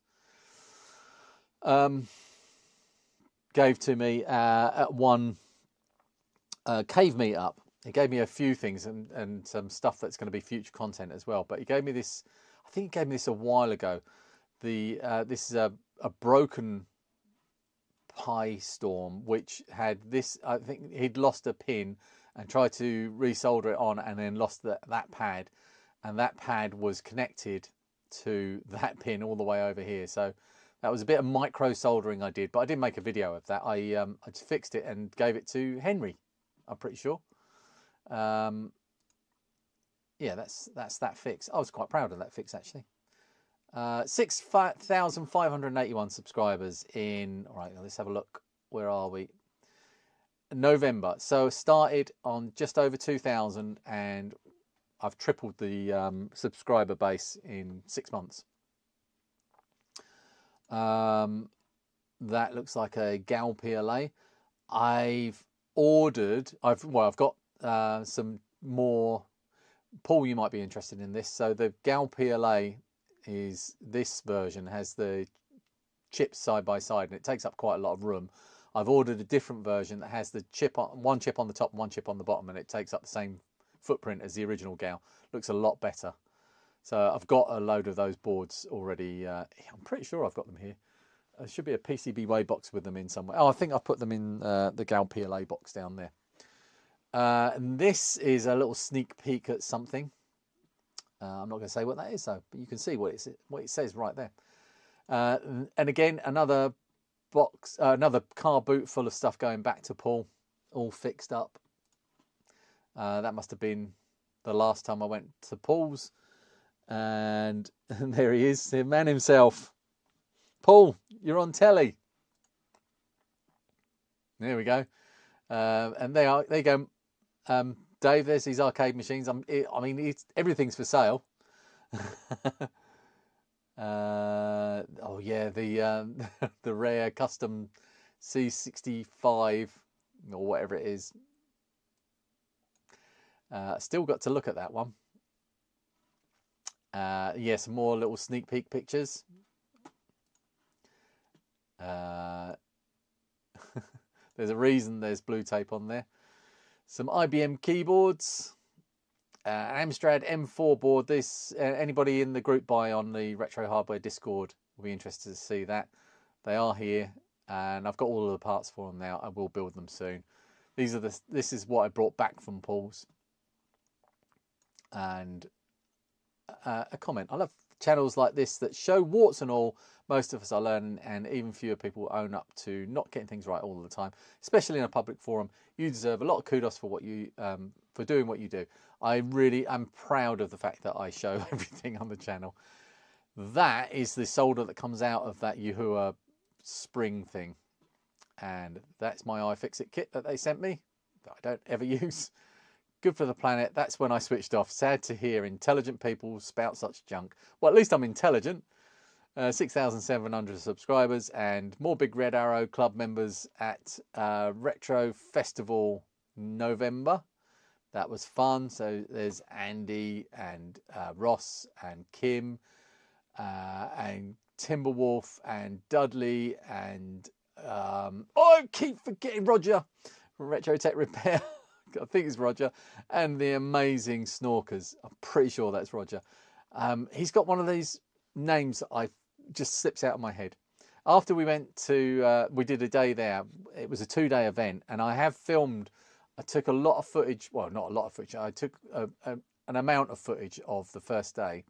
I intended to spend the next day getting proper footage and having a chat with people and walking around when I thought it might be a bit quieter. Went home that night after we went to the pub, which was the loudest pub I've ever been in and just broke my brain. Went home and my son was really poorly that night and I couldn't go back. Well, I went back the next day to pick up my stuff, but I couldn't stay. So I didn't get to record the rest of it and it never made it into a video. There is, like I said, an amount of footage and I've got it in on the editing computer and it's ready to edit. And I might make it into like a Patreon only video because I do like to make the things that fall by the wayside and don't make full videos. Patrons will still want to watch them. So what's going on here? SN74 629. Oh, I remember that. What was that? Oh, that's the Commodore. This is the Silver Label repairs. The ones where they had leaking caps inside. And an R4AR SID as well. Don't think that worked though. I think it was dead. And a partially faulty 6510, which I'm pretty sure I sent that to. Yeah, this is all the. Well, I didn't send all of the ULAs to Chrissy. I think I sent all of this stuff to Chrissy to test in his retro chip tester Backbit Pro thing. Yeah. My first Christmas card was from Keith at Yawning Angel. That was lovely. I don't know why that's in here. That's just oh right, this is a future project actually. I'm not going to say what it is though. And there's another bit of it there. Dave, we're coming up to your picture. This is Dave's favourite thing. So Dave Velociraptor loves this picture of me. He's what am I, Dave? I won't say it because I don't want to spoil it. But what happened was Rudy, was it? Yeah, Rudy, Rudy's Retro Intel. I don't know if he's still here, but Rudy wanted to make a video where he did a C64 triage.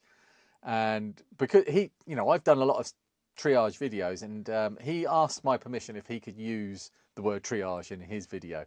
And I said, well, of course you can. I'm not the first person to do it, but it's an English word. You can just use it as, I don't own it. It's all yours. And he was so gracious, and he said, but could you do a goblin? Could you do a video where you go at the camera? So I actually did this with Snorkers, where we did a little bit of acting at the Retro Computer Festival in Cambridge. We just held up the camera and recorded a bit and then sent it off to Rudy, and he included it in the video. And he put that on the thumbnail, and Dave thinks I look like a goblin, which, to be honest, I can't argue with. So we're definitely getting towards the end of the year now, because this is all UV resin stuff, and this was my first attempt at it, where I just basically put some tape around a post and then poured the UV resin in and did it that way, and it worked a treat. These are my amazing what are they? A1 FS A1 FM. That one is. I don't know what that one is. FS A1. Yeah. Oh, the M is for modulator. No, modem. Donated to me by Johnny over at Reenthused. Just another. So many amazing people in this community. And I have bought a step-down converter for those now, transformer for those, so I can power those up and look at them. And here we go. Here's here's some leaking axial caps in a toast rack that I did recently. Oh, and this was Nigel C. Wow, if only I had known. I live in Suffolk. I have a lot of kit to pass on for free. all working. BBC Model B with disk drive, GoTech emulator and EMM SD interface, TI-99 4A with 32K RAM expansion, speech synth and final GROM cartridge, an Amiga 600 with RAM expansion, an Acorn Electron issue 6 with David Hitchens add-ons, +1, +2 and many more, AP5 etc, Commodore +4, Spectrum Plus 2B with expansion cartridge and an Amstrad CPC 464 with an expansion cartridge. I need to clear out. My workshop is small and overloaded, all fully working. My wife is calling for redecoration. I'm calling for a bigger workshop. I'm looking for a collector to take it all. Some manuals, etc. included. I do not do eBay selling, just buying. This could all end up in recycling centres soon. Of course, that was where I got that big donation video from. I was desperate to get hold of that lot. So yeah, there's just a few pictures left here from, and that's the donations that I got. And there's that one that all of us got. And by the time you get done cleaning, the PCB way will have done another job. Where do you guys get the board repair training? Heavens. 6969 subscribers. I'm going to skip ahead a bit now because I think I need to go. 6,999, and look, I did a motherboard standoff in a C64 with a 3D printed part, and it worked an absolute treat. Might do an update on that. That was from Jordan, and that's what he sent me for my birthday. That was lovely, and that's what my wife got me for Christmas. And apparently Commodore are making new C64s. And this is where we are at the end of the year. I always said those using Retro Bright were morons. They kept on doing it since it's been confirmed it damages the plastics and even goes yellow again. Many cases have been ruined. I bet many have since gone looking for replacements. That was on my video about UV resin. 7,190 subscribers on More Fun Fixing It, and 15,724 on More Fun Making It. That was yesterday. It's gone up a bit now. So started on 2,000 and started on 11,000. So more than tripled the subs on this one and added 4,500 odd on this one. My goal for this year is to hit 20,000 on More Fun Making It. If I don't do that, I'll give up. And oh look, there's the that I posed this question: what spot the difference? So you've got to do that now. Quick look at the comments, and then I'm going to go. Retro Recollections, yes, I think it was. Dan is like, yeah, Chris is saying Dan is a lovely man, and we do miss him making videos, but he'd had enough. I do still want to use my Hacko Chris. I'll get into that in the video. That's the all-in-one board. The kit. Oh right, yes, yeah, right. So I have made your DAC version as well, Dan, and there is going to be a video about that. Tony's very happy with the Yahoo 948, brilliant. Retro Collection 6581, the number of the SID. Happy people on the photo. I enjoyed Timberwolf video. Yeah, Timberwolf's brilliant. That's a good SID. No, that was a bad SID actually, Simon. That's a dead one. Looks like a small form factor Dell PC. Yes, very well. It's not Dell, it's a HP PC, but it's going to be in a video later. Wasn't Rudy? It was Todd. It was Todd that did the triage video. Sorry, Todd. You Americans are all the same to me. Rudy's Canadian, isn't he? Oh, wow. I better get off the internet before I get cancelled. Henry has it now, so you can steal his chip tester Retro Pro Ultramax. Photo of angry man from local papers. Thumbnail makes it look like he's there. Small.